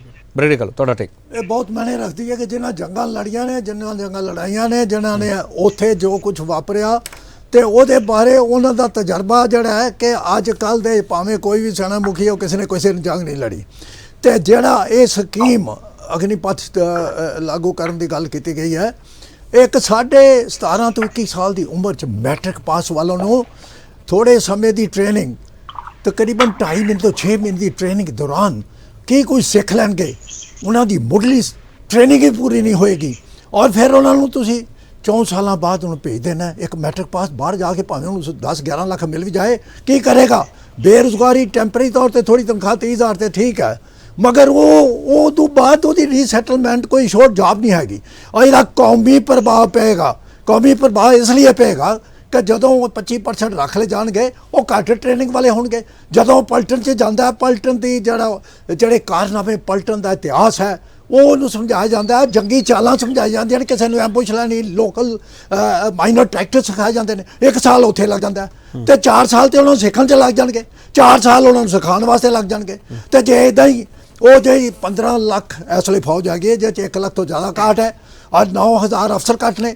ਜੇ ਉਹਨਾਂ ਨੂੰ ਨਾ ਤੇ ਉਹ ਕੰਪੀਟ ਕਰ ਸਕਦੇ ਨੇ ਅਫਸਰ ਰੈਂਕ ਵਾਸਤੇ, ਨਾ ਉਹ ਕਿਤੇ ਅਗਲੀ ਪ੍ਰਮੋਸ਼ਨ ਮਿਲਦੀ ਹੈ, ਤੇ ਉਹ ਨਾ ਕੈਪਟਨ ਦੇ ਰੈਂਕ ਤੱਕ ਪਹੁੰਚ ਸਕਦੇ ਨੇ, ਨਾ ਉਹਨਾਂ ਦੇ ਵਾਸਤੇ ਤੇ ਬੇਰੁਜ਼ਗਾਰੀ ਦਾ ਨਹੀਂ। ਬ੍ਰਿਗੇਡੀਅਰ ਕਾਲੋ, ਸਰਕਾਰ ਦੀ ਮਜਬੂਰੀ ਸਮਝੀ। ਸਰਕਾਰ ਕਹਿੰਦੀ ਹੈ ਪੈਨਸ਼ਨ 'ਚ ਸਾਡਾ ਇੰਨਾ ਬਜਟ ਚਲਾ ਜਾਂਦਾ ਹੈ, ਉਹ ਸਾਰਾ ਕੁਝ ਸਰਕਾਰ ਦੀ ਵੀ ਮਜਬੂਰੀ ਸਮਝੋ ਨਾ। ਸਰਕਾਰ ਕਹਿੰਦੀ ਇਹ ਕਰੀਏ। KP ਸਿੰਘ ਜੀ, ਇਹ ਸਾਰਾ ਮੁੱਦਾ ਹੀ ਹੈ, ਸਾਰਾ ਅਸਲੀਅਤ ਇਹ ਹੋਈ ਹੈ ਕਿ ਇਹਦਾ ਜਿਹੜਾ ਰੱਖਿਆ ਦਾ ਬਜਟ ਉਹਨੂੰ ਘੱਟ ਕੀਤਾ ਜਾਏ, ਪੈਨਸ਼ਨ ਬਜਟ ਘੱਟ ਹੋਵੇ। ਇਹ ਸਭ ਤੋਂ ਵੱਡੀ ਗੱਲ ਹੈ। ਇਹਦਾ ਤੁਹਾਨੂੰ ਐਗਜ਼ਾਮਪਲ ਦੇਣਾ ਚਾਹੁੰਦਾ। ਤੁਸੀਂ ਇਹ ਕਹਿੰਦੇ ਜਦੋਂ 1 ਰੇਕ 1 ਪੈਨਸ਼ਨ ਖਤਮ ਕਰਨ ਚਾਹ ਰਹੇ ਨਾ, ਇਹ ਤੇ ਉਹ ਤੇ ਛੋਟੀ ਇੱਕ ਚੀਜ਼ ਹੈ। ਪਰ ਦੇਖੋ ਕਰੋਨਾ ਕਹਿਰ ਜਦੋਂ ਵਾਪਰਿਆ ਤੇ ਇਹਨਾਂ ਨੇ ਸਭ ਤੋਂ ਪਹਿਲੋਂ ਇਹ ਜਿਹੜਾ ਫੌਜੀਆਂ ਵਾਸਤੇ ਡੀਏ ਮਿਲਦਾ ਸੀ ਇਹ 18 ਮਹੀਨੇ ਵਾਸਤੇ ਬੰਦ ਕਰ ਦਿੱਤਾ। ਫਿਰ ਜਦੋਂ ਗਲਵਾਨ ਘਾਟੀ 'ਚ ਜਦੋਂ ਕਿ ਪੂਰੀ ਬੰਗਾਲ ਉੱਥੇ ਜਦੋਂ ਕਿ ਆਪਣਾ ਲੇਹ ਲਦਾਖ 'ਚ ਘੁਸਪੈਠ ਹੋਈ, ਫਿਰ ਇਹਨਾਂ ਨੂੰ ਫੌਜ ਦੇ ਆਧੁਨਿਕੀਕਰਨ ਯਾਦ ਆਇਆ, ਆਤਮ ਨਿਰਭਰਤਾ ਵਾਲੀ ਗੱਲ ਕੀਤੀ। ਮੈਂ ਉੱਥੇ ਦੱਸਣਾ ਚਾਹੁੰਦਾ ਕਿ ਜਦੋਂ ਚਾਈਨਾ ਤੇ ਉਹ PLA ਦੀ ਫੋਰਸ ਉੱਥੇ ਗਲਵਾਨ ਘਾਟੀ 'ਚ ਮਿਲ ਗਈ ਤੇ ਉਹਨਾਂ ਦੇ ਉੱਥੇ ਵੀ ਥੋੜੇ ਸਮੇਂ ਦੀ ਸਿਖਲਾਈ ਵਾਲੇ ਸੈਨਿਕ ਹੈਗੇ ਜਿਹਨਾਂ ਨੂੰ ਅੱਗੇ ਲਾਉਂਦੇ ਨੇ, ਉਹਨਾਂ ਦਾ ਆਪਣੇ ਸਰੀਆ 'ਚ ਫੜਾ ਕੇ ਭੇਜੇ ਸਾਡੇ ਉਹ ਬਹਾਦਰ ਜਵਾਨ ਜਿਨ੍ਹਾਂ ਦੇ ਅੰਦਰ ਦੇਸ਼ ਭਗਤੀ ਦੀ ਭਾਵਨਾ ਭਰੀ ਹੋਈ ਸੀ, ਜਿਨ੍ਹਾਂ ਦੇ ਅੰਦਰ ਉਹ ਪਲਟਣ ਦਾ ਜਜ਼ਬਾ ਕਿਸੇ ਵੀ ਪਲਟਣ ਦਾ ਹੋਏ, ਉਹਨਾਂ ਨੇ ਉਹਨਾਂ ਨੂੰ ਮਾਰ ਭਜਾਇਆ ਤੇ ਉਹ ਚੀਨ ਨੂੰ ਨਮੋਸ਼ੀ ਭਰੀ ਹਾਰ ਦਾ ਸਾਹਮਣਾ ਪੜਾ ਕਰ ਗਿਆ। ਜੇ ਅਗਲੀ ਥੋੜੀ ਸਿਖਲਾਈ ਵਾਲੇ ਬੱਚੇ ਅੱਗੇ ਆਉਣਗੇ ਤੇ ਫਿਰ ਰਾਸ਼ਟਰਵਾਦ ਵਾਲੀ ਗੱਲ ਜਿਹੜੀ ਹੈ ਉਹ ਕੋਈ ਸੰਭਵ ਨਹੀਂ ਲੱਗਦੀ, ਫਿਰ ਉਹਦਾ ਪ੍ਰਭਾਵ ਤੇ ਕੌਮੀ ਸੁਰੱਖਿਆ ਤੇ ਪੈਣਾ ਹੀ ਹੈ। ਠੀਕ ਕਰਨ ਜੈਬਲ ਸਿੰਘ, ਮੈਂ ਇੱਕ ਚੀਜ਼ ਤੁਹਾਨੂੰ ਸਮਝ ਚਾਹੁੰਦਾ, ਕੋਸ਼ਿਸ਼ ਕਰਿਓ ਕਿ ਜਿਹੜੇ ਪੁਆਇੰਟ ਤੇ ਆਪਾਂ ਰਹੀਏ ਉਸੇ ਪੁਆਇੰਟ ਤੇ ਆਪਾਂ ਜਵਾਬ ਦਈਏ। ਇੱਕ ਇਮੋਸ਼ਨਸ ਹੁੰਦੇ, ਇੱਕ ਇੰਪਲੋਇਮੈਂਟ ਹੁੰਦੀ ਹੈ ਤੇ ਆਰਮੀ ਦੇ ਵਿੱਚ ਦੋਨੋਂ ਚੀਜ਼ਾਂ ਇਕੱਠੀਆਂ ਚੱਲਦੀਆਂ, ਇਮੋਸ਼ਨਸ ਤੇ ਇੰਪਲੋਇਮੈਂਟ। ਇਹਦੇ ਨਾਲ ਇਮੋਸ਼ਨਸ ਆ ਜਿਹੜੇ 4 ਸਾਲ ਬਾਅਦ ਕਿੱਥੇ ਜਾ ਕੇ ਸਟੈਂਡ ਕਰਨਗੇ, ਇੰਪਲੋਇਮੈਂਟ ਕਿੱਥੇ ਸਟੈਂਡ ਕਰੂਗੀ? ਸਾਰੇ ਦੋਨੋਂ ਸਵਾਲ ਮੇਰੇ ਇਕੱਠੇ ਆ ਤੁਹਾਨੂੰ। ਕਰਨ ਜੈਬਲ ਸਿੰਘ। ਅੱਛਾ ਜੀ, ਪਹਿਲੀ ਗੱਲ ਤੇ ਤੁਸੀਂ ਕਿਹਾ ਕਿ ਮੈਂ ਇਹ ਕਹਿ ਰਿਹਾ ਕਿ ਵੈਟਰਨ ਦੀ ਗੱਲ ਜਿਹੜੀ ਆ ਉਹ ਮੈਨੇ ਨਹੀਂ ਰੱਖਦੀ। ਮੈਂ ਐਸਾ ਨਹੀਂ ਕਿਹਾ, ਵੈਟਰਨ ਦੀ ਗੱਲ ਮੈਨੇ ਰੱਖਦੀ ਹੈ, ਬਹੁਤ ਮੈਨੇ ਰੱਖਦੀ ਹੈ। ਮੈਂ ਇਹ ਕਿਹਾ ਸੀਗਾ ਕਿ ਵੈਟਰਨਸ ਨੂੰ ਆਰਗੇਨਾਈਜੇਸ਼ਨਲ ਇਸ਼ੂਜ਼ ਦੇ ਵਿੱਚ ਇੰਟਰਫੇਅਰ ਨਹੀਂ ਕਰਨਾ ਚਾਹੀਦਾ, ਕਿਉਂਕਿ ਜੋ ਉੱਥੇ ਬੈਠੇ ਨੇ ਉਹ ਬੜੇ ਕੰਪੀਟੈਂਟ ਨੇ। ਸਾਨੂੰ ਸਟ੍ਰੈਟੇਜਿਕ ਅਫੇਅਰਸ ਦੇ ਵਿੱਚ ਕਰਨਾ ਚਾਹੀਦਾ ਹੈ। ਵੀਕੇ ਸਿੰਘ ਕੰਪੀਟੈਂਟ ਹੈ ਜਾਂ ਨਹੀਂ ਸਰ? ਵੀਕੇ ਸਿੰਘ ਕੰਪੀਟੈਂਟ ਹੈ ਨਹੀਂ ਸਰ? ਕਰਨ ਜੈਬਲ ਸਿੰਘ, ਜੈਬਲ ਸਿੰਘ ਜੀ, ਜੈਬਲ ਸਿੰਘ, ਵੀਕੇ ਸਿੰਘ ਕੰਪੀਟੈਂਟ ਹੈ ਕਿ ਨਹੀਂ ਸਰ? ਵੀਕੇ ਸਿੰਘ ਕੰਪੀਟੈਂਟ ਹੈ ਜਾਂ ਨਹੀਂ ਸਰ? ਹਾਂਜੀ, ਵੀਕੇ ਸਿੰਘ ਕੰਪੀਟੈਂਟ ਮੰਨਦੇ ਹੋ ਤੁਸੀਂ ਜਾਂ ਨਹੀਂ ਸਰ? ਨਹੀਂ, ਦੇਖੋ ਮੈਂ ਤੁਹਾਨੂੰ ਦੱਸ ਰਿਹਾ ਨਾ ਕਿ ਸਾਨੂੰ ਸਟ੍ਰੈਟੇਜਿਕ ਅਫੇਅਰਸ ਦੇ ਵਿੱਚ ਆਪਣੇ ਬਾਰੇ ਅਗਰ ਕੁਝ ਦੱਸਣਾ ਚਾਹੀਏ, ਆਪਣੀ ਟਿੱਪਣੀ ਦੇਣੀ ਚਾਹੀਏ, ਆਪਣੀ ਐਡਵਾਈਸ ਦੇਣੀ ਚਾਹੀਦੀ ਹੈ, ਤੇ ਜ਼ਿਆਦਾ ਤੋਂ ਜ਼ਿਆਦਾ ਸਾਨੂੰ ਐਡਵਾਈਸ ਜਿਹੜੀ ਹੈ ਉਹ ਕਮਾਂਡਰਸ ਨੂੰ ਦੇਣੀ ਚਾਹੀਦੀ ਹੈ, ਮੀਡੀਆ 'ਚ ਨਹੀਂ ਦੇਣੀ ਚਾਹੀਦੀ। ਤੇ ਅਗਰ ਅਸੀਂ ਸਟ੍ਰੈਟੇਜਿਕ ਗੱਲਾਂ ਕਰਦੇ ਹਾਂ ਤੇ ਚੀਨ ਦੀ ਸਟਰੈਂਥ ਦੇ ਬਾਰੇ ਕਰੀਏ, ਆਰਗੇਨਾਈਜੇਸ਼ਨਲ ਇਸ਼ੂਜ਼ ਦੇ ਵਿੱਚ ਅਸੀਂ ਹੀ ਇਹਨਾਂ ਨੂੰ ਟ੍ਰੇਨ ਕੀਤਾ ਅਫਸਰਸ ਨੂੰ ਜਿਹੜੇ ਇਸ ਵੇਲੇ ਵੱਡੇ ਅਹੁਦੇ ਤੇ ਬੈਠੇ ਨੇ। ਇਹਦਾ ਮਤਲਬ ਸਾਡੀ ਆਪਣੀ ਟ੍ਰੇਨਿੰਗ 'ਚ ਕੋਈ ਕਮੀ ਸੀਗੀ, ਦੋਸ਼ ਤੇ ਸਾਡੇ 'ਚ ਹੀ ਰਹਿ ਗਿਆ ਨਾ ਕਿ ਅਸੀਂ ਕਮਜ਼ੋਰ ਅਫਸਰਾਂ ਨੂੰ ਅੱਗੇ ਕਰ ਦਿੱਤਾ ਹੈ। ਤੇ ਹੁਣ ਅਸੀਂ ਇੱਥੇ ਬਹਿ ਕੇ ਕਹਿ ਰਹੇ ਹਾਂ ਕਿ ਇਹ ਇਦਾਂ ਕਰ ਰਹੇ ਨੇ, ਤੇ ਕੀ ਹੈ ਮਤਲਬ? ਅਸੀਂ ਤੇ ਉਹਨਾਂ ਨੂੰ ਪ੍ਰੋਡਿਊਸ ਕੀਤਾ ਹੈ ਨਾ। ਚਲੋ ਫਿਰ ਜਿਹੜੇ ਪ੍ਰੋਡਿਊਸ ਕਰਦੇ ਉਹ ਸਵਾਲ ਨਾ ਕਰਨਾ, ਫਿਰ ਜਿਹਨਾਂ ਨੂੰ ਤੁਸੀਂ ਪ੍ਰੋਡਿਊਸ ਕੀਤਾ ਉਹ ਸਵਾਲ ਕਰਨੇ ਬੰਦ ਕਰ ਦੇਣਾ। ਹਾਂ, ਨਹੀਂ ਉਹ ਦੇਖੋ, ਅਸੀਂ ਜਦੋਂ ਆਪਣੇ ਆਪ ਉੱਥੇ ਹੈਗੇ ਸੀਗੇ, ਸਾਡੀ ਆਪਣੀ ਇੱਜ਼ਤ ਸੀਗੀ, ਅਸੀਂ ਡਿਸੀਜਨਸ ਲੈਂਦੇ ਸੀ, ਕਦੀ ਚੰਗੀ ਕਦੀ ਮਾੜੀ। ਹੁਣ ਇਹਨਾਂ ਦੀ ਵਾਰੀ ਇਹ ਡਿਸੀਜਨ ਲੈਣ ਦੀ, ਇਹ ਜਿਹੜੀ ਡਿਸੀਜਨ ਦੇ ਲੈਣਗੇ ਉਹਦੇ ਵਾਸਤੇ ਰਿਸਪੌਂਸਿਬਲ ਹੋਣਗੇ, ਉਹਨਾਂ ਨੂੰ ਲੈ ਲੈਣ ਦਿਓ ਆਪਣੀ ਡਿਸੀਜਨ। ਕਾਹਦੇ ਵਾਸਤੇ ਉਹਨਾਂ ਦੇ ਪਿੱਛੇ ਪਏ ਹੋਏ? ਠੀਕ, ਮੈਨੂੰ ਸਰ ਇਹ ਜਵਾਬ ਦਿਓ, ਇਮੋਸ਼ਨਸ ਤੇ ਇੰਪਲੋਇਮੈਂਟ ਸਰ। ਆਰਮੀ ਦੇ ਵਿੱਚ ਸਰ ਜਿਹੜਾ ਵੀ ਜਾਂਦਾ ਹੈ, ਇਮੋਸ਼ਨਸ ਸਭ ਤੋਂ ਪਹਿਲਾਂ ਉਹਦੇ ਜੁੜੇ ਹੁੰਦੇ, ਇੰਪਲੋਇਮੈਂਟ ਸਰ ਬਾਅਦ ਵਿੱਚ ਹੁੰਦੀ ਹੈ। ਇਮੋਸ਼ਨ ਜਿਹੜੀ ਹੈ ਆਰਮੀ ਕੇਪੀ ਜੀ ਪ੍ਰੋਡਿਊਸ ਕਰਦੀ ਹੈ, ਇਮੋਸ਼ਨ ਜਿਹੜੀ ਹੈ ਉਹ ਕ੍ਰੀਏਟ ਕਰਦੀ ਹੈ। ਆਰਮੀ ਦਾ ਜਿਹੜਾ ਸਿਸਟਮ ਹੁੰਦਾ ਹੈ, ਜਿਹੜਾ ਉੱਥੇ ਨਵਾਂ ਜਵਾਨ ਆਉਂਦਾ ਹੈ, ਵੈਦਰ ਅਫਸਰ ਆਉਂਦਾ ਹੈ, ਉਹਨੂੰ ਪਹਿਲੇ ਉਹਦੇ ਮਾਈਂਡਸੈਟ ਨੂੰ ਪਹਿਲੇ ਬ੍ਰੇਕ ਕਰਕੇ ਰੀਮੇਕ ਕੀਤਾ ਜਾਂਦਾ ਹੈ, ਰੀ ਇੰਜੀਨੀਅਰ ਕੀਤਾ ਜਾਂਦਾ ਹੈ। 4 ਸਾਲ ਬਾਅਦ ਸਾਰੇ ਇਮੋਸ਼ਨਸ ਕਿੱਥੇ ਚੱਲ ਜਾਣਗੇ ਨਾ ਜੈਬਲ ਸਿੰਘ ਜੀ? ਨਾਮ ਨਮਕ ਨਿਸ਼ਾਨ ਦੀ ਇਮੋਸ਼ਨ ਕ੍ਰੀਏਟ ਕੀਤੀ ਜਾਂਦੀ ਹੈ। ਜੈਬਲ ਸਿੰਘ 4 ਸਾਲ ਬਾਅਦ ਇਮੋਸ਼ਨ ਕਿੱਥੇ ਚੱਲ ਜਾਣਗੇ ਸਰ? 75% ਦੇ ਸਰ, ਸਵਾਲ ਤਾਂ ਇਹੀ ਹੈ ਨਾ। ਤੁਸੀਂ ਨਾ ਹਜੇ ਮੈਂ ਗੱਲ ਨਹੀਂ ਖਤਮ ਕੀਤੀ ਹੁੰਦੀ, ਤੁਸੀਂ ਕੁਐਸਚਨ ਪੁੱਛ ਰਹੇ ਹੋ, ਫਿਰ ਮੈਨੂੰ ਦੁਬਾਰਾ ਪੁੱਛਣਾ ਪੈਂਦਾ। ਦੱਸੋ ਕੀ ਕਹਿ ਰਹੇ ਹੋ? 4 ਸਾਲ ਬਾਅਦ ਸਰ 75% ਦੇ ਇਮੋਸ਼ਨਸ ਕਿੱਥੇ ਚੱਲ ਜਾਣਗੇ ਸਰ? ਉਹ ਕੀ ਕਰਨਗੇ? ਸਵਾਲ ਤਾਂ ਉਹਨਾਂ ਦਾ। ਇਹ ਇਸ਼ੂ ਹੈਗਾ, ਮੈਂ ਕਹਿ ਰਿਹਾ ਨਾ ਕਿ ਇਹ ਇਸ਼ੂ ਹੈਗਾ, ਤੇ ਇਸ ਇਸ਼ੂ ਨੂੰ ਹੁਣ ਜਦੋਂ ਇਹ ਅਪਲਾਈ ਕਰਨਗੇ ਉਹਦੇ ਬਾਅਦ ਦੇਖਾਂਗੇ ਨਾ ਕਿ ਪਹਿਲੀ ਗੱਲ ਤੇ ਇਹ ਵੋਲੰਟੀਅਰ ਹੈ। ਅਗਰ ਉਹਨਾਂ ਨੂੰ ਲੱਗਦਾ ਹੈ ਕਿ ਉਹ ਨਹੀਂ ਆਉਣਾ ਚਾਹੁੰਦੇ ਤੇ ਉਹਨਾਂ ਨੂੰ ਉਹ ਨਾ ਆਉਣ, ਕੋਈ ਇਹਦੇ ਕਿਸੇ ਉੱਤੇ ਜ਼ਬਰਦਸਤੀ ਨਹੀਂ ਹੈ ਕਿ ਅਗਨੀਵੀਰ ਦੇ ਵਿੱਚ ਆਣਾ ਹੈ। ਦੂਸਰਾ, ਤੁਸੀਂ ਸਿਵਲ ਸੈਕਟਰ 'ਚ ਅੱਜ ਕੱਲ੍ਹ ਦੇਖ ਲਓ, ਕਿਹੜਾ ਬੰਦਾ ਹੈ ਜਿਹੜਾ 4 ਸਾਲ ਕਿਸੇ ਆਰਗੇਨਾਈਜੇਸ਼ਨ ਦੇ ਵਿੱਚ ਲੱਗਦਾ ਹੈ? People move on. ਸੋ ਇਹ ਵੀ ਤੇ ਇੱਕ ਅੱਜ ਕੱਲ ਕਨਸੈਪਟ ਹੈ ਨਾ internationally. It's a joke, people move on. ਠੀਕ, ਹਾਂ ਮਿਸਟਰ ਮਲਹੋਤਰਾ ਹੈ, ਤੇ ਬਾਕੀ ਵੋਲੰਟੀਅਰ ਗੱਲ ਹੈਗੀ ਹੈ, ਅਗਰ ਨਹੀਂ ਕਿਸੇ ਨੂੰ ਪਸੰਦ ਹੈ ਤੇ ਨਾ, ਇਹਦੇ 'ਚ ਕੋਈ ਜ਼ਬਰਦਸਤੀ ਥੋੜ੍ਹਾ ਹੈਗੀ ਹੈ ਕਿਸੇ ਦੇ। ਡਿਫੈਂਸ ਔਰ ਸਿਵਲ ਨੂੰ ਆਪਾਂ ਕਿਸ ਤਰ੍ਹਾਂ ਇਕੱਠੇ ਕਰ ਸਕਦੇ ਹਾਂ? ਹਾਂਜੀ ਕੇਪੀ ਜੀ, ਹਾਂ ਮਿਸਟਰ ਮਲਹੋਤਰਾ ਬੜੇ ਹੁੰਦੇ ਨੇ ਡਿਫੈਂਸ ਆ ਰਿਹਾ ਕਰਨ ਜੈਬਲ ਸਿੰਘ ਆ ਰਿਹਾ ਸਰ, ਗਲਤ ਜਗ੍ਹਾ ਚਲੇ ਗਏ ਆ ਰਿਹਾ। Mister Malhotra please. ਹਾਂਜੀ ਕੇਪੀ ਜੀ, ਜੋ ਮੈਂ ਡਿਸਐਗਰੀਮੈਂਟ ਸ਼ੋ ਕੀਤਾ ਸੀ ਇਸ ਸਕੀਮ ਦੇ ਨਾਲ, ਸਾਡੀ ਪਾਰਟੀ ਲਾਈਨ ਵੀ ਇਹਦੇ ਨਾਲ ਡਿਸਐਗਰੀ ਕਰਦੀ ਹੈਗੀ ਹੈ। ਔਰ ਸਤਿਕਾਰਯੋਗ ਜੈਬਲ ਜੀ ਕਹਿ ਰਹੇ ਸੀ ਕਿ ਵੈਟਰਨਸ ਨੂੰ ਇਸ ਬਾਰੇ ਜ਼ਿਆਦਾ ਗੱਲ ਨਹੀਂ ਕਰਨੀ ਚਾਹੀਦੀ। ਜਨਾਬ, ਪੂਰੇ ਦੇਸ਼ ਦੇ ਇੱਕ ਬੰਦੇ ਦਾ ਕੰਸਰਨ ਹੁੰਦਾ ਹੈ ਦੇਸ਼ ਦੀ ਸੁਰੱਖਿਆ। ਹਰੇਕ ਦਾ ਹੱਕ ਹੈਗਾ ਇਸ ਤੇ ਬੋਲਣ ਦਾ ਜੇ ਉਹਨੂੰ ਕੁਝ ਗਲਤ ਹੁੰਦਾ ਨਜ਼ਰ ਆ ਰਿਹਾ ਹੈ। ਪਿਛਲੇ 200 ਸਾਲ 'ਚ ਜਿਹੜੀ ਫੌਜ ਬਣੀ ਹੈ ਤੁਸੀਂ ਉਸ ਨੂੰ ਬਿਨਾਂ ਟੈਸਟ ਕੀਤੇ ਬਿਨਾਂ ਸੋਚ ਵਿਚਾਰ ਕੀਤੇ ਤੁਸੀਂ ਚੇਂਜ ਕਰ ਰਹੇ ਹੋ। ਐਡਾ ਵੱਡਾ ਤੁਸੀਂ ਚੇਂਜ ਲਿਆ ਰਹੇ ਹੋ ਜਿਹਦੇ ਨਾਲ ਉਹਦਾ ਬਹੁਤ ਵੱਡਾ ਨੁਕਸਾਨ ਹੋ ਸਕਦਾ। ਔਰ ਫੌਜ ਜਿਹੜੀ ਹੈ ਉਹ ਦੇਸ਼ ਦੀ ਸੁਰੱਖਿਆ ਦੀ ਇੰਸ਼ੋਰੈਂਸ ਹੁੰਦੀ ਹੈ ਔਰ ਇੰਸ਼ੋਰੈਂਸ ਦਾ ਜਿਹੜਾ ਪ੍ਰੀਮੀਅਮ ਹੁੰਦਾ ਸਰ ਉਹ ਕਦੀ ਵੀ ਉਹਨੂੰ ਫालतू ਨਹੀਂ ਗਿਣਨਾ ਚਾਹੀਦਾ ਜਿਸ ਤਰੀਕੇ ਨਾਲ ਬੀਜੇਪੀ ਗਵਰਨਮੈਂਟ ਗਿਣ ਰਹੀ ਹੈਗੀ ਹੈ। ਹਰ ਦੂਜੇ ਤੀਜੇ ਦਿਨ ਸਾਡੇ ਫੌਜ ਦਾ ਜਵਾਨ ਜਿਹੜਾ ਹੈ ਉਹ ਤਿਰੰਗੇ 'ਚ ਲਿਪਟ ਕੇ ਆਂਦਾ ਹੈ। ਇਹ ਕੀਮਤ ਹੈਗੀ ਹੈ ਦੇਸ਼ ਦੀ ਸੁਰੱਖਿਆ ਦੀ। तो इस सुरक्षा ते ਜਿਹੜਾ ਖਰਚ ਹੁੰਦਾ ਹੈ ਉਹ ਕਦੀ ਵੀ ਜ਼ਿਆਦਾ ਨਹੀਂ ਹੁੰਦਾ ਪਰ ਫਿਰ ਵੀ ਸਾਡਾ ਜਿਹੜਾ ਖਰਚ ਹੈਗਾ ਉਹ ਦੂਜੇ ਜਿਹੜੇ ਸਾਡੇ ਆਸ-ਪਾਸ ਸਾਡੇ ਦੁਸ਼ਮਣ ਹੈਗੇ ਪਾਕਿਸਤਾਨ ਲੈ ਲਓ ਚਾਈਨਾ ਲੈ ਲਓ ਉਹਨਾਂ ਦੇ ਕੰਪੈਰੀਟਿਵਲੀ ਬਹੁਤ ਘੱਟ ਹੈਗਾ। ਔਰ ਸੋਲਜਰ ਜਿਹੜਾ ਸਾਡਾ ਹੈਗਾ ਉਹ ਪਹਿਲਾਂ ਹੀ ਅੰਡਰਪੇਡ ਹੈਗਾ। ਤੁਸੀਂ ਰੇਲਵੇਜ਼ ਲੈ ਲਓ ਤੁਸੀਂ ਪੁਲਿਸ ਫੋਰਸਿਸ ਲੈ ਲਓ ਉਹਨਾਂ ਦੇ ਕੰਪੈਰੀਟਿਵਲੀ ਉਹਦੀ ਸੈਲਰੀ ਵੀ ਘੱਟ ਹੈ ਉਹਦੀ ਨੌਕਰੀ ਵੀ ਘੱਟ ਹੈ ਉਹਦੀ ਪੈਨਸ਼ਨ ਵੀ ਘੱਟ ਹੈ ਔਰ ਇੱਥੇ ਤੱਕ ਕਿ ਉਹਦੀ ਜ਼ਿੰਦਗੀ ਵੀ ਘੱਟ ਹੈਗੀ ਹੈ। ਸੋ ਪਲੀਜ਼ ਉਹਨੂੰ ਹੋਰ ਨਾ ਘਟਾਓ। ਚਲੋ ਹਾਂ ਬ੍ਰਿਗੇਡੀਅਰ ਕਾਲੋ ਪਲੀਜ਼। ਮੈਂ ਕਹਿਣਾ ਚਾਹੁੰਦਾ ਕਿ ਦੇਖੋ ਅਸੀਂ ਇਹ ਜਿਹੜੇ ਸਮਾਜ ਚੋਂ ਪੈਦਾ ਹੋਏ ਹਾਂ ਇਹ ਪੰਜਾਬ ਹਿਮਾਚਲ ਹਰਿਆਣਾ ਸਭ ਤੋਂ ਜ਼ਿਆਦਾ ਜਿਹੜੇ ਕੋਈ ਜੰਗਾਂ ਲੜੀਆਂ ਫੌਜੀ ਜਿਹੜੇ ਸ਼ਾਮਲ ਹੋਏ ਇਹਨਾਂ ਤੇ ਸਟੇਟਾਂ ਦੇ ਸਨ। ਅਗਰ ਜਿਹੜੇ ਲੜਕੇ ਸਿਲੈਕਟ ਹੋ ਗਏ ਹਰਿਆਣਾ ਦੀ ਗੱਲ ਕਰ ਪੰਜਾਬ ਸਵਾਲ ਕਰਦਾ ਬ੍ਰਿਗੇਡੀਅਰ ਕਾਲੋ ਮੈਨੂੰ ਦਿਖਾ ਦਿਓ ਨਾ ਕੋਈ ਸਟੇਟਮੈਂਟ ਸਰ ਪੰਜਾਬ ਦੀ ਸਟੇਟਮੈਂਟ ਦਿਖਾ ਦਿਓ ਨਾ ਇਸ ਮੁੱਦੇ ਤੇ ਕਿਹੜੀ ਸਟੇਟਮੈਂਟ ਹੈ ਦੱਸੋ। ਮੈਂ ਦੱਸਣ ਲੱਗਾ ਕਿ ਉਹਨਾਂ ਨੂੰ ਸੱਦਿਆ ਨਹੀਂ ਗਿਆ ਭਰਤੀ ਵਾਸਤੇ ਉਹ ਖੁਦਕਸ਼ੀਆਂ ਕਰ ਰਹੇ ਨੇ। ਉਹਨਾਂ ਦੀ ਆਵਾਜ਼ ਕੌਣ ਬੁਲੰਦ ਕਰੇਗਾ ਜੇ ਅਸੀਂ ਨਹੀਂ ਕਰਾਂਗੇ ਉਹਨਾਂ ਦੀ ਗੱਲ ਨਹੀਂ ਕਰਾਂਗੇ ਤੇ ਨੌਜਵਾਨਾਂ ਦੀ ਗੱਲ ਨਹੀਂ ਕਰਾਂਗੇ ਤੇ ਫਿਰ ਕਿਹਦੀ ਗੱਲ ਕਰਾਂਗੇ। ਉਹਨਾਂ ਨੂੰ ਤੇ ਸੱਦਿਆ ਨਹੀਂ ਗਿਆ। ਤੁਹਾਡੀ ਸਟੇਟਮੈਂਟ ਹੈਗੀ ਹੈ ਤੇ ਤੁਹਾਡੀ ਆਰਗੇਨਾਈਜੇਸ਼ਨ ਦੀ ਸਟੇਟਮੈਂਟ ਹੈ ਤੇ ਮੇਰਾ yes all India defence brother strongly condemn this ਕੇ। ਚਲੋ ਇੱਕ ਹੋਰ ਛੋਟਾ ਬ੍ਰੇਕ ਤੋਂ ਵਾਪਸ ਆਵਾਂਗੇ। ਮੈਂ ਕੋਸ਼ਿਸ਼ ਕਰੂੰਗਾ ਕਿ ਸਵਾਲ ਦੇ ਵਿੱਚ ਸਵਾਲ ਨਾ ਆਵੇ ਪਰ ਸਵਾਲ ਬਹੁਤ ਸਾਰੇ ਆ ਜਾਂਦੇ ਆ। ਜੋ ਸਵਾਲ ਬਹੁਤ ਸਾਰੇ ਆਉਂਦੇ ਆ ਇਹ ਇਕੱਲਾ ਮੁੱਦਾ ਸਰਕਾਰ ਸਿਆਸਤ ਜਾਂ ਬਾਰਡਰ ਨਾਲ ਜੁੜਿਆ ਹੋਇਆ ਨਹੀਂ ਸਾਡੇ ਤੁਹਾਡੇ ਸਮਾਜ ਨਾਲ ਵੀ ਜੁੜਿਆ ਹੋਇਆ। ਵਾਪਸ ਆ ਰਿਹਾ।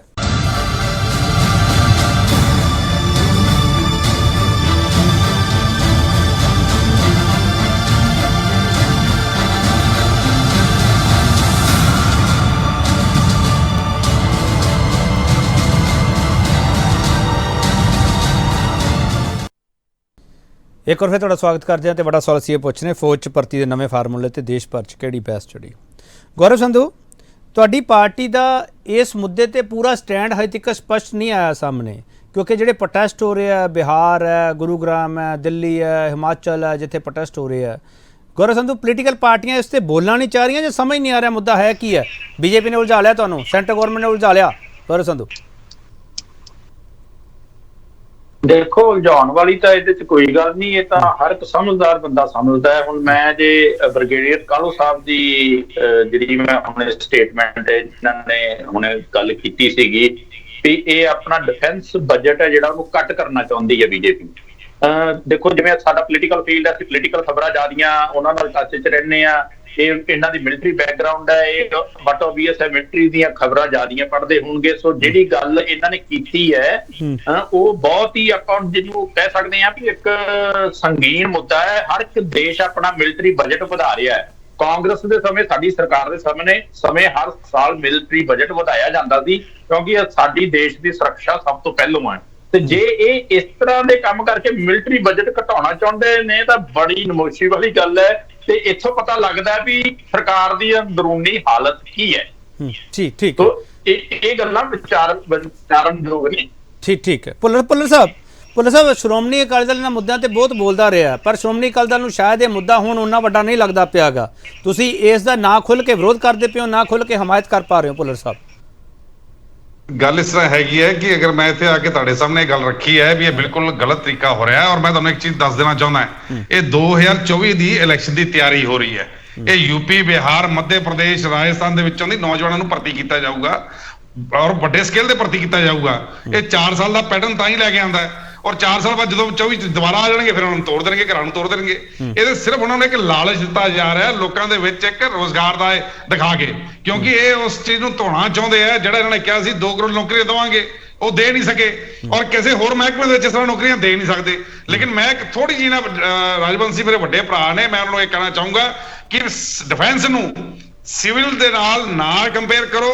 ਲੋਕ ਸਿਵਲ ਦੀ ਨੌਕਰੀਆਂ ਬਦਲਦੇ ਨੇ ਚੇਂਜ ਕਰਦੇ ਨੇ ਮੰਨ ਲਿਆ ਸੀ ਲੇਕਿਨ ਡਿਫੈਂਸ ਜਿਹੜੀ ਹੈਗੀ ਹੈ ਉਹ ਰਾਸ਼ਟਰ ਸੁਰੱਖਿਆ ਦਾ ਸਵਾਲ ਹੈ।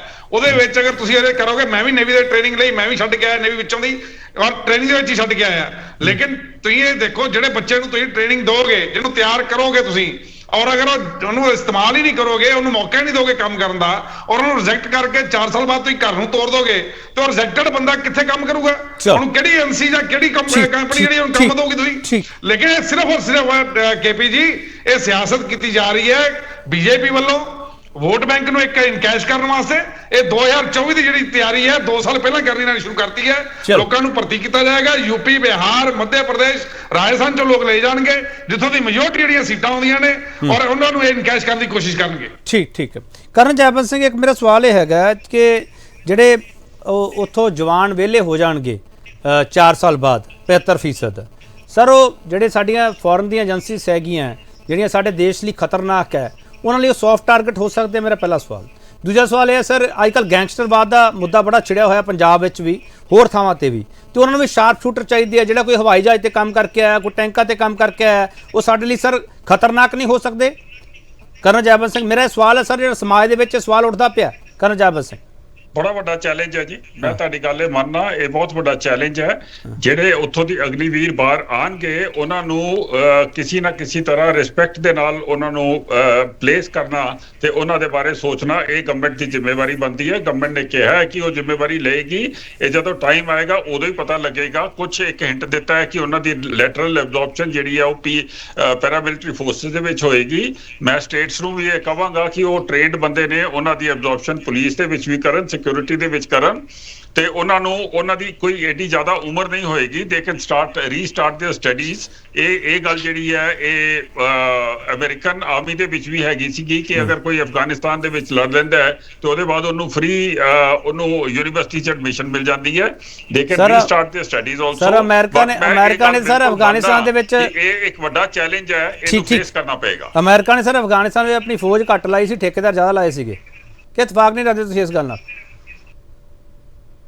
ਅਮਰੀਕਾ ਨੇ ਜੋ ਕੀਤਾ ਉਹ ਅਮਰੀਕਾ ਦੀ ਗੱਲ ਹੈਗੀ ਹੈ। ਮੈਂ ਤੁਹਾਨੂੰ ਇਹ ਦੱਸ ਰਿਹਾ ਕਿ ਇਹ ਚੈਲੰਜ ਹੈਗਾ ਤੇ ਇਸ ਚੈਲੰਜ ਨੂੰ ਗਵਰਨਮੈਂਟ ਨੂੰ ਐਕਸੈਪਟ ਕਰਨਾ ਪਏਗਾ ਕਿ ਉਹਨਾਂ ਜਿਹੜੇ ਇਹ ਅਗਨੀਵੀਰ ਜਦੋਂ ਬਾਹਰ ਆਣਗੇ, ਇਹਨਾਂ ਨੂੰ ਕਿਸ ਤਰੀਕੇ ਦੇ ਨਾਲ ਇੰਪਲੋਇਮੈਂਟ ਦਿੰਦੇ ਨੇ, ਇਹ ਗਵਰਨਮੈਂਟ ਨੂੰ ਚੈਲੰਜ ਐਕਸੈਪਟ ਕਰਨਾ ਪਏਗਾ। ਜੈਬੰਸ ਜੀ, ਇੱਕ ਨਾ ਰੈਜੀਮੈਂਟ ਸਾਰੇ, ਮੈਂ ਆ ਰਿਹਾ ਮਿਸਟਰ ਮਲਹੋਤਰਾ ਆ ਰਿਹਾ, ਰੈਜੀਮੈਂਟ ਬਣੀਆਂ ਹੁੰਦੀਆਂ, ਉਹ ਅਲੱਗ-ਅਲੱਗ ਪ੍ਰਪੋਰਸ਼ਨ ਦੇ ਆਧਾਰ ਤੇ ਬਣੀਆਂ ਹੁੰਦੀਆਂ।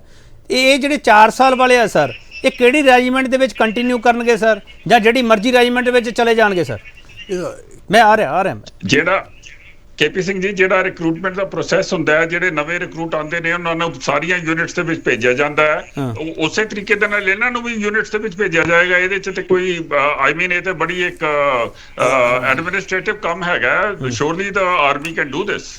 ਚਲੋ ਹਾਂ ਮਿਸਟਰ ਕਾਲੋ, ਇਹਨਾਂ ਨੇ ਹੁਣ ਜਿਹੜਾ ਇੱਕ ਸੈਨਾ ਮੁਖੀ ਨੇ ਕਹਿ ਵੀ ਦਿੱਤਾ ਕਿ ਉਹ ਰੈਜੀਮੈਂਟਲ ਵਾਲਾ ਜਜ਼ਬਾ ਨਹੀਂ ਰਹੇਗਾ। ਉਹ ਜਿਹੜੀ ਭਰਤੀ ਪਹਿਲੋਂ ਸੈਂਟਰਾਂ 'ਚ ਹੁੰਦੀ ਸੀ, ਆਪਣੀ ਭਾਵੇਂ ਉਹ ਗੋਰਖਾ ਹੈ, ਭਾਵੇਂ ਉਹ ਸਿੱਖ ਹੈ, ਭਾਵੇਂ ਪੰਜਾਬ, ਕਿਤੇ ਵੀ ਜਾ ਸਕਦਾ, ਉਹ ਕਿਤੇ ਵੀ ਹੁਣ ਉਹਨੂੰ ਬੰਦ ਕਰ, ਉਹਨੂੰ ਵਿੱਚ ਤੋਫਾੜ ਕਰ, ਉਹਨੂੰ ਕਹਿੰਦੇ ਨੇ ਕਿ ਇਹਨੂੰ ਖਤਮ ਕਰ ਦਿਓ। ਇਹ ਸੈਨਾ ਮੁਖੀ ਦਾ ਜਵਾਬ। ਮਗਰ ਜਿਹੜੇ ਕਿ ਇਹ ਭਰਤੀ ਹੋਣਗੇ ਹੁਣ, ਉਹ ਤੇ ਫਿਰ ਆਲ ਇੰਡੀਆ ਬੇਸਿਸ ਕਿਤੇ ਵੀ ਭੇਜੇ ਜਾ ਸਕਦੇ ਨੇ। ਉਹਨਾਂ ਤੇ ਮਿਕਸ ਕਰਨਾ ਅਲਟੀਮੇਟਲੀ ਇਹ ਮੈਂ ਇੱਥੇ ਕਹਿਣਾ ਚਾਹੁੰਦਾ ਕਿ ਸਰਜੀਕਲ ਸਟ੍ਰਾਈਕ ਤੋਂ ਬਾਅਦ ਇਹ ਫੌਜ ਦਾ ਸਿਆਸੀਕਰਨ ਸ਼ੁਰੂ ਹੋਇਆ ਤੇ ਉਹ ਲੁਕਵੇਂ ਤੌਰ ਤੇ ਹਾਲੇ ਵੀ ਜਾਰੀ ਹੈ। ਉਹ ਦੇਸ਼ ਔਰ ਮੇਰਾ ਸਵਾਲ ਇਹ ਹੈ ਕਿ ਜਿਹੜੀ ਰੈਜੀਮੈਂਟਸ ਹੁੰਦੀਆਂ ਉਸ ਇਲਾਕੇ ਦੇ ਹਿਸਾਬ ਨਾਲ, ਉਸ ਬਾਰਡਰ ਦੇ ਹਿਸਾਬ ਨਾਲ, ਉਸ ਹਿਸਾਬ ਦੇ ਨਾਲ ਤੈਨਾਤ ਕੀਤੀਆਂ ਜਾਂਦੀਆਂ ਸਾਰੀਆਂ ਰੈਜੀਮੈਂਟ ਵਿੱਚ, ਕਿਹੜੀ ਯੂਨਿਟ ਕਿੱਥੇ ਲੱਗੇਗੀ, ਉਹ ਸਾਰਾ ਜੇ ਇਹ ਤਾਣਾ ਬਾਣਾ ਟੁੱਟਦਾ ਤਾਂ ਉਹ ਸਾਡੇ ਬਾਰਡਰ ਏਰੀਆ ਲਈ ਵੀ ਨੁਕਸਾਨਦੇਹ। ਬਿਲਕੁਲ ਉਹ ਨੁਕਸਾਨ ਤੇ ਹੈਗਾ, ਕਿਉਂਕਿ ਉਹਨਾਂ ਦੇ ਵਿੱਚ 2-2 ਸਾਲ ਪੁਰਾਣੀਆਂ ਰਸਮੋ ਰਿਵਾਜ ਪਰੰਪਰਾਵਾਂ ਹੈਗੀਆਂ ਨੇ, ਉਹਨਾਂ 'ਚ ਜਜ਼ਬਾ ਜਿਹੜਾ ਕੁੱਟ-ਕੁੱਟ ਕੇ ਭਰਿਆ ਜਾਂਦਾ ਹੈ ਤੇ ਉਹ ਪ੍ਰਭਾਵ ਤੇ ਕਰਦਾ ਹੀ ਹੈ। ਅੱਜ ਗੋਰਖਾ ਰੈਜੀਮੈਂਟ, ਡੋਗਰਾ ਰੈਜੀਮੈਂਟ ਕੋਈ ਵੀ ਹੈ ਤੇ ਉਹ ਪ੍ਰਭਾਵਿਤ ਤੇ ਹੋਏਗੀ, ਇਹ 'ਚ ਕੋਈ ਸ਼ੱਕ ਨਹੀਂ। ਮਿਕਸ ਕਰ ਦਿੱਤੀਆਂ ਉਹਨਾਂ ਨੂੰ ਮੋਟੀਵੇਟ ਕਰਨ ਵਾਸਤੇ, ਉਹਨਾਂ ਨੂੰ ਆਪਣੇ ਜੰਗੀ ਨਾਅਰੇ ਨੇ ਸਾਰਿਆਂ ਦੇ, ਤੇ ਉਹ ਠੀਕ ਹੈ ਆਲ ਇੰਡੀਆ ਸਰਵਿਸਿਜ਼ ਦੇ ਵਿੱਚ ਉਹਨਾਂ ਨੂੰ ਭੇਜਿਆ ਜਾ ਸਕਦਾ। ਆਰਮੀ, ਨੇਵੀ, ਨੇਵੀ 'ਚ ਵੀ, 에ਅਰਫੋਰਸ 'ਚ ਵੀ, ਔਰ ਇੱਥੇ ਜਿਹੜੀਆਂ ਸਰਵਿਸਿਜ਼ ਨੇ, ਆਰਡੀਨੈਂਸ ਹੈ ਦੂਜੇ, ਉੱਥੇ ਤੇ ਮਿਕਸ ਜਾ ਸਕਦੇ ਨੇ। ਪਰ ਜਿਹੜੀਆਂ ਪਲਟਣਾ, ਜਿਹੜੀਆਂ ਕਿ ਆਪਣੇ ਕੋਈ ਜਾਟ ਰੈਜੀਮੈਂਟ ਹੈ, ਕੋਈ ਗੋਰਖਾ ਰੈਜੀਮੈਂਟ ਹੈ, ਉਹਨਾਂ ਦਾ ਢਾਂਚਾ ਨਹੀਂ ਤੋੜਨਾ ਚਾਹੀਦਾ। ਉਹ ਠੀਕ ਦੇਸ਼ ਦੇ ਹਿੱਤ ਵਿੱਚ ਨਹੀਂ ਹੋਏਗਾ, ਫੌਜ ਦੇ ਹਿੱਤ ਵਿੱਚ ਨਹੀਂ ਹੋਏਗਾ। ਇਹ ਸਮਾਜ ਦੇ ਢਾਂਚੇ ਲਈ ਠੀਕ ਹੈ, ਇਹ ਸਮਾਜ ਦੇ ਢਾਂਚੇ ਲਈ ਠੀਕ ਹੈ। ਸਮਾਜ ਦੇ ਢਾਂਚੇ ਲਈ ਤੇ ਹੈ, ਬਾਕੀ ਜਾ ਰਹੇ ਨੇ, ਬਾਕੀ ਚ ਭਾਵੇਂ ਆਰਡੀਨੈਂਸ ਹੋਏ, ਇੰਜੀਨੀਅਰ ਹੋ, ਚ ਸਾਰੇ ਕਿਸਮ ਜਾ ਰਹੇ ਨੇ। ਇਹ ਤੇ ਵੱਖਰੇ ਤੌਰ ਤੇ ਇਹਨਾਂ ਦੀ ਭਰਤੀ ਅਲੱਗ ਹੁੰਦੀ ਹੈ, ਇਹਨਾਂ ਦਾ ਕੋਟਾ ਜਿਹੜੇ ਕਹੇ ਉਸ ਇਲਾਕੇ ਦੇ ਨੇ ਉਹਨਾਂ ਦੇ ਬੱਚਿਆਂ ਵਾਸਤੇ ਕੋਈ ਛੋਟਾ ਹੈਗੀਆਂ ਨੇ, ਤੇ ਉਹ ਸਾਰੀ ਸਕੀਮ ਬਹੁਤ ਵੱਡੀ ਸਕੀਮ ਹੈ। ਇਹ ਕੋਈ ਐਡਾ ਇੱਕ ਜਲਦੀ ਨਾਲ ਫੈਸਲਾ ਕਰਨ ਵਾਲਾ ਨਹੀਂ। ਆ ਜਿਹੜੇ ਹੁਣ ਸਾਰੇ ਸਿਆਸੀ ਲੋਕ ਰੌਲਾ ਪਾਉਂਦੇ, ਸਾਰੇ ਐਮਪੀ ਨੂੰ ਚਾਹੀਦਾ ਹੈ ਕਿ ਉੱਥੇ ਬੈਠ ਕੇ ਪ੍ਰਧਾਨ ਮੰਤਰੀ ਕੋਲ ਡੈਲੀਗੇਸ਼ਨ ਲੈ ਕੇ ਜਾਣ ਔਰ ਦੱਸਣ ਕੀ ਉਲਟਾਈਆਂ ਨੇ, ਤਾਂ ਕਿ ਇਹਨਾਂ ਨੂੰ ਦੂਰ ਕੀਤਾ ਜਾ ਸਕੇ। ਹਰ ਇੱਕ ਜਦੋਂ ਵੀ ਕੋਈ ਚੇਂਜ ਹੁੰਦੀ ਹੈ ਉਹਦਾ ਪ੍ਰਭਾਵ ਤੇ ਪੈਂਦਾ ਹੀ ਹੈ, ਮਾੜਾ ਚੰਗਾ ਇੱਥੇ ਤੇ ਮਾੜਾ ਪ੍ਰਭਾਵ ਪੈ ਰਿਹਾ। ਚਲੋ ਇੱਕ ਹੋਰ ਛੋਟਾ ਵਕਫਾ ਲਵਾਂਗਾ, ਵਕਫੇ ਤੋਂ ਬਾਅਦ ਫਿਰ ਵਾਪਸ ਆਵਾਂਗੇ। ਇਸ ਬਹਿਸ ਨੂੰ ਸਮਝਣ ਦੀ ਜ਼ਰੂਰਤ ਹੈ ਕਿ ਇਹਦੇ ਵਿੱਚ ਟੈਕਨੀਕਲੀ ਸਾਡੇ ਸਵਾਲ ਸਾਡੇ ਸਾਹਮਣੇ ਆ ਰਹੇ ਆ, ਟੈਕਨੀਕਲੀ ਜਵਾਬ ਸਾਡੇ ਸਾਹਮਣੇ ਆ ਰਹੇ, ਉਹਨੂੰ ਸਮਝਣ ਦੀ ਜ਼ਰੂਰਤ ਹੈ ਕਿ ਕੱਲਾ ਇਹ ਸਿਆਸਤ ਦਾ ਵਿਸ਼ਾ ਨਹੀਂ ਹੈਗਾ, ਇਸ ਨੂੰ ਬਹੁਤ ਸੰਜੀਦਗੀ ਨਾਲ ਸਮਝਣ ਦੀ ਜ਼ਰੂਰਤ ਹੈ ਕਿ ਵਾਪਸ ਆ ਰਿਹਾ।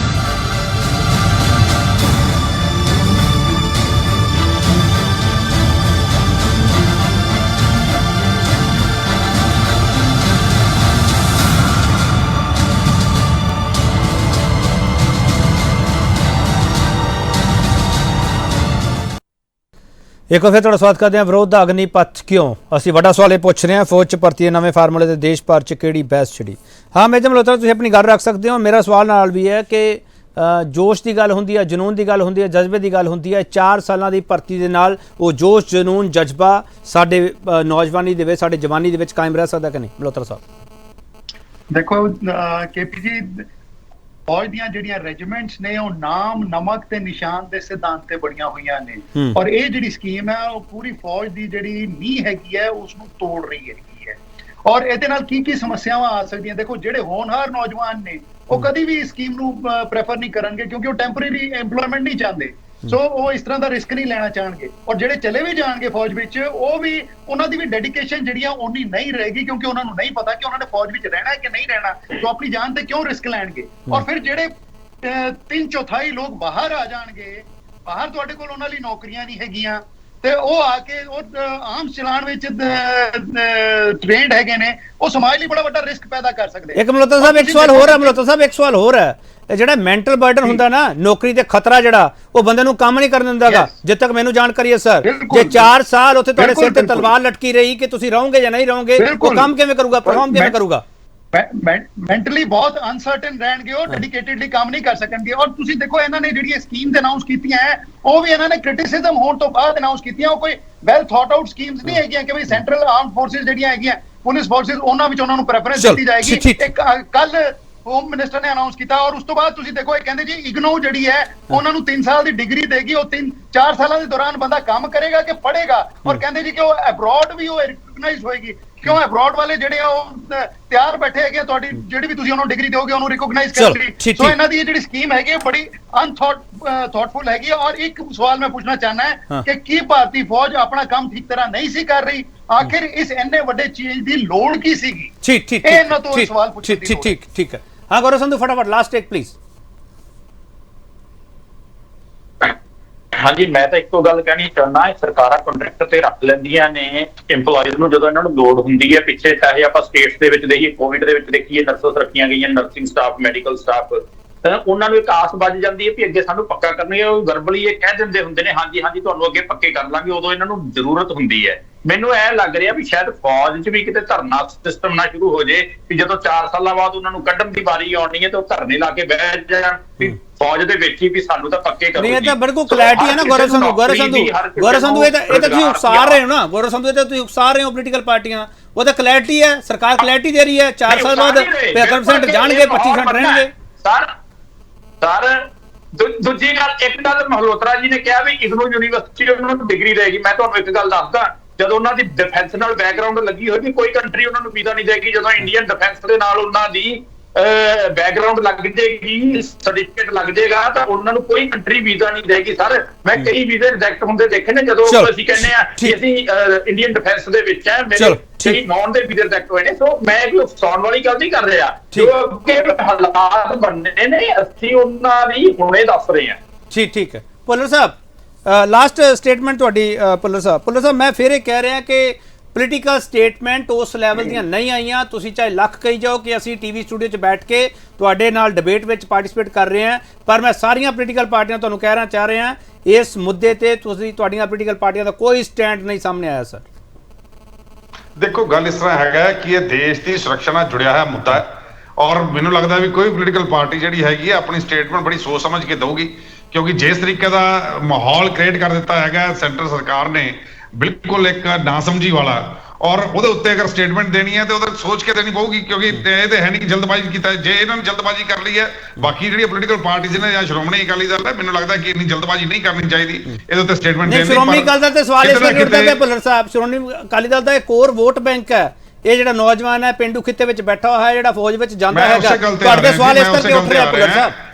ਮੈਂ ਉਸੇ ਗੱਲ ਤੇ ਆ ਰਿਹਾ ਹਾਂ ਕਿ ਜਿਸ ਤਰੀਕੇ ਨਾਲ ਆਲਰੇਡੀ ਗੈਂਗਸਟਰਸ ਦਾ ਮਾਹੌਲ ਕ੍ਰੀਏਟ ਹੋਇਆ ਹੈ, ਇਹ ਨਾ ਹੋਏ ਕਿ 4 ਸਾਲ ਬਾਅਦ ਜਿਹੜਾ ਹੈਗਾ ਪੂਰੇ ਹਿੰਦੁਸਤਾਨ ਦੇ ਵਿੱਚ ਆਪਾਂ ਨਵੇਂ ਗੈਂਗਸਟਰ ਪੈਦਾ ਕਰ ਲਈਏ, ਕਿਉਂਕਿ ਹੋਰ ਤੇ ਜੌਬ ਦਾ ਕੋਈ ਸੋਰਸ ਹੈ ਨਹੀਂ, ਲੋਕਾਂ ਨੂੰ ਨੌਕਰੀਆਂ ਤੇ ਮਿਲਣੀਆਂ ਨਹੀਂ, ਹਥਿਆਰ ਚਲਾਉਣ ਦੀ ਇੱਕ ਸਿਸਟਮ ਆ ਜਾਊਗਾ, ਉਹਨਾਂ ਨੂੰ ਜਹਾਜ਼ ਚਲਾਉਣ ਦਾ ਸਿਸਟਮ ਆ ਜਾਊਗਾ, ਔਰ ਵਾਇਰਲੈਸ ਸਿਸਟਮ ਜਿਹੜੇ ਚਲਾਉਣ ਦਾ ਜਿਹੜਾ ਸਿਸਟਮ ਆ ਉਹਨਾਂ ਨੂੰ ਸਮਝ ਲੱਗ ਜਾਊਗਾ, ਔਰ ਉਹਨਾਂ ਦਾ ਯੂਜ਼ ਜਿਹੜਾ ਹੈ ਇਹ ਨਾ ਹੋਵੇ ਕਿ ਮਿਸਯੂਜ਼ ਹੋਣਾ ਸ਼ੁਰੂ ਹੋ ਜਾਵੇ, ਔਰ ਦੂਸਰੇ ਜਿਹੜੇ ਲੋਕ ਨੇ ਚਾਹੇ ਪਾਕਿਸਤਾਨ ਹੈ ਚਾਹੇ ਚਾਈਨਾ ਹੈ ਉਹਨਾਂ ਨੂੰ ਵਰਤਣਾ ਸ਼ੁਰੂ ਕਰ ਦੇ, ਕਿਉਂਕਿ ਉਹਦੇ ਬਿਲਕੁਲ ਟ੍ਰੇਨਡ ਉਹਨਾਂ ਨੂੰ ਬੰਦੇ ਮਿਲ ਜਾਣਗੇ ਔਰ ਆਰਾਮ ਨਾਲ ਕੰਮ ਕਰਨਗੇ ਉਹਨਾਂ ਦੇ ਕਲਾਸ ਜਿਹੜਾ ਹੈਗਾ। ਇਹ ਦੁਬਾਰਾ ਇਹਨਾਂ ਨੂੰ ਸੋਚਣਾ ਚਾਹੀਦਾ। ਔਰ ਜੈਬੰਦ ਸਿੰਘ ਨੂੰ ਮੈਂ ਇਹ ਗੱਲ ਕਹੂੰਗਾ ਕਿ ਪਾਰਟੀ ਲਾਈਨ ਠੀਕ ਹੈ ਆਪਣੀ ਜਗ੍ਹਾ ਤੇ ਹੈਗੀ ਹੈ, ਲੇਕਿਨ ਬੀਇੰਗ ਅ ਫੌਜੀ ਤੁਸੀਂ ਇਹ ਲੈ ਕੇ ਚੱਲੋ ਕਿ ਫੌਜੀ ਜਿਹੜਾ ਹੈਗਾ ਫੌਜ ਦੇ ਵਿੱਚ ਤਾਂ ਹੀ ਕਾਮਯਾਬ ਹੈ ਅਗਰ ਉਹਨੂੰ ਦੇਸ਼ ਦੇ ਨਾਲ ਦੇਸ਼ ਦੇ ਹਿੱਤ ਵਿੱਚ ਪਿਆਰ ਹੈ, ਔਰ ਅਗਰ ਉਹਨੂੰ ਇਹ ਹੋਏਗਾ ਵੀ 4 ਸਾਲਾਂ ਬਾਅਦ ਘਰੇ ਆ ਜਾਣਾ ਹੈ ਤੇ ਉਹਨੂੰ ਕੀ ਹਿੱਤ ਹੋਏਗਾ, ਕੀ ਪਿਆਰ ਹੋਏਗਾ ਉਹਦਾ। ਠੀਕ ਹਾਂ ਬਰਗੜੇ ਕਰ ਲਓ ਲਾਸਟ ਪੁਆਇੰਟ। ਇਹ ਮੁੱਦਾ ਜਿਹੜਾ ਹੈਗਾ ਇਹ ਕਿਸੇ ਇੱਕ ਕੱਲੀ ਸਿਆਸੀ ਪਾਰਟੀ ਦਾ ਨਹੀਂ, ਇਹ ਨੌਜਵਾਨਾਂ ਦੇ ਭਵਿੱਖ ਨਾਲ ਜੁੜਿਆ ਹੋਇਆ ਮੁੱਦਾ ਹੈ। ਉਹ ਸੜਕਾਂ ਤੇ ਉਹ ਸੜਕਾਂ ਦੇ ਉੱਤੇ ਆਏ ਨੇ, ਉਹਨਾਂ ਦੀ ਮਦਦ ਕਰਨਾ ਤੇ ਹਰ ਇੱਕ ਪਾਰਟੀ ਦਾ ਫਰਜ਼ ਬਣਦਾ ਹੈ, ਉਹਨਾਂ ਦੀ ਆਵਾਜ਼ ਬੁਲੰਦ ਕਰਨਾ ਹੈ। ਅਗਰ ਪਾਰਲੀਮੈਂਟ 'ਚ ਜਾ ਕੇ ਨਹੀਂ ਬੋਲਣਗੇ ਤੇ ਕਿੱਥੇ ਬੋਲਣਗੇ? ਹੁਣ ਜੇਕਰ ਇਦਾਂ ਹੀ ਫੌਜ ਦਾ ਸਿਲਸਿਲਾ 25% ਜਾਰੀ ਰਿਹਾ ਤੇ 10-15 ਸਾਲਾਂ 'ਚ ਪੁਰਾਣੇ ਤੇ ਨਿਕਲ ਜਾਣਗੇ ਤੇ ਅਧੂਰੀ ਟ੍ਰੇਨਿੰਗ ਵਾਲੇ ਰਹਿ ਜਾਣਗੇ।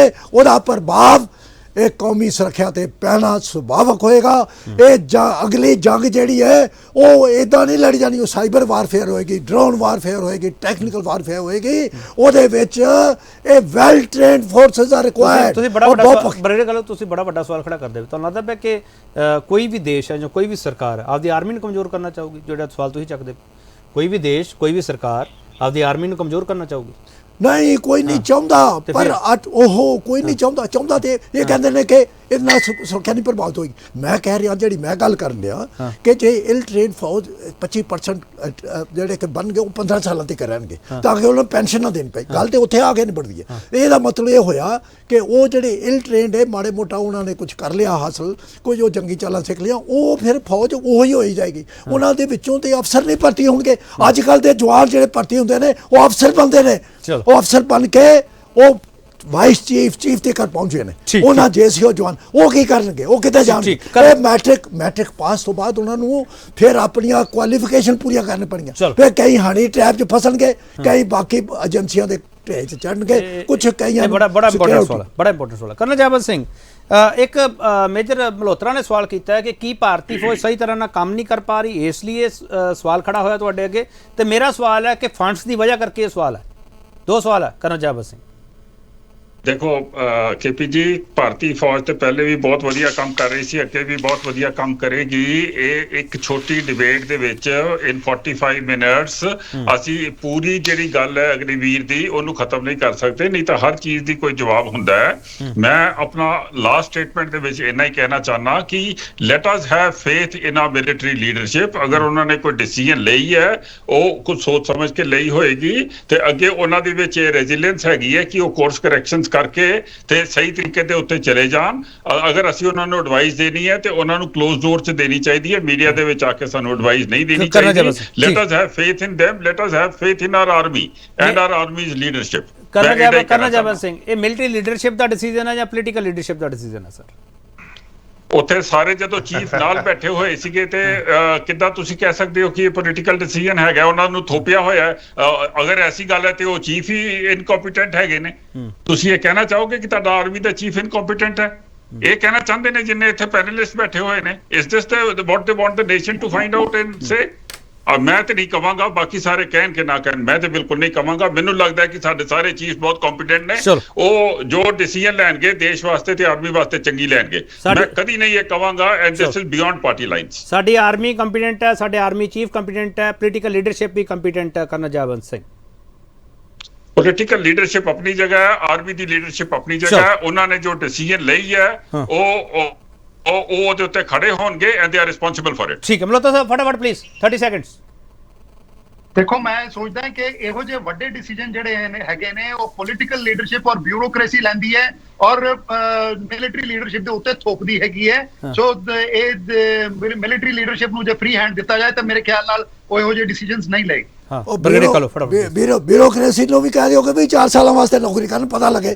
ਉਹ ਫਿਰ ਤਾਂ ਇਜ਼ਰਾਈਲ ਰਾਜਨੀਤੀਆਂ ਨੂੰ ਵੀ ਕਹਿ ਦੋ ਨਾ, ਰਾਜਨੀਤਿਕਾਂ ਨੂੰ ਵੀ ਕਹਿ ਦੋ, ਨੇਤਾਵਾਂ ਨੂੰ ਵੀ ਕਹਿ ਦੋ ਸਰ, ਕਿਉਂ ਨਹੀਂ ਕਹਿੰਦੇ ਪਏ? ਫਿਰ ਇਹੋ ਤਾਂ ਗੱਲ ਹੈ। ਇਹ ਫੌਜ ਵਾਸਤੇ ਸਾਰਾ ਇੱਕ ਉਹਨਾਂ ਨੂੰ ਕਹੋ ਨਾ ਤੁਹਾਨੂੰ ਪੈਨਸ਼ਨ ਨਹੀਂ ਮਿਲਣੀ, ਪੈਨਸ਼ਨ ਫੌਜ ਨਾਲ ਕਿਤੇ ਵੱਧ ਹੈ। ਜਿਹੜੇ ਤਕਰੀਬਨ 6 ਲੱਖ ਦੇ ਕਰੀਬ ਮਿਨਿਸਟਰੀ ਆਫ ਡਿਫੈਂਸ ਦੇ EMPLOYE ਨੇ, ਉਹਨਾਂ ਨੂੰ ਇਸੇ ਫੰਡ ਵਿੱਚੋਂ 1,19,000 ਲੱਖ ਕਰੋੜ ਜਿਹੜਾ ਕਿ ਬਜਟ ਪੈਨਸ਼ਨ ਦਾ ਉਹਦੇ ਚੋਂ ਮਿਲਦੀ ਹੈ। ਸਭ ਤੋਂ ਜ਼ਿਆਦਾ ਪੈਨਸ਼ਨ ਤੋਂ ਮਿਲਦੀ ਹੈ, ਉਹ 60 ਸਾਲ ਤੇ ਕਰ ਮਿਲਦਾ। ਉਹਨਾਂ ਨੂੰ ਨਾਨ ਫੰਕਸ਼ਨਲ ਅਪਗ੍ਰੇਡੇਸ਼ਨ ਮਿਲਦੀ ਹੈ, ਉਹਨਾਂ ਦੀ ਤਨਖਾਹ ਵੀ ਜ਼ਿਆਦਾ, ਉਹਨਾਂ ਦੇ ਪੱਤੇ ਵੀ ਜ਼ਿਆਦਾ, ਪੈਨਸ਼ਨ ਵੀ ਜ਼ਿਆਦਾ।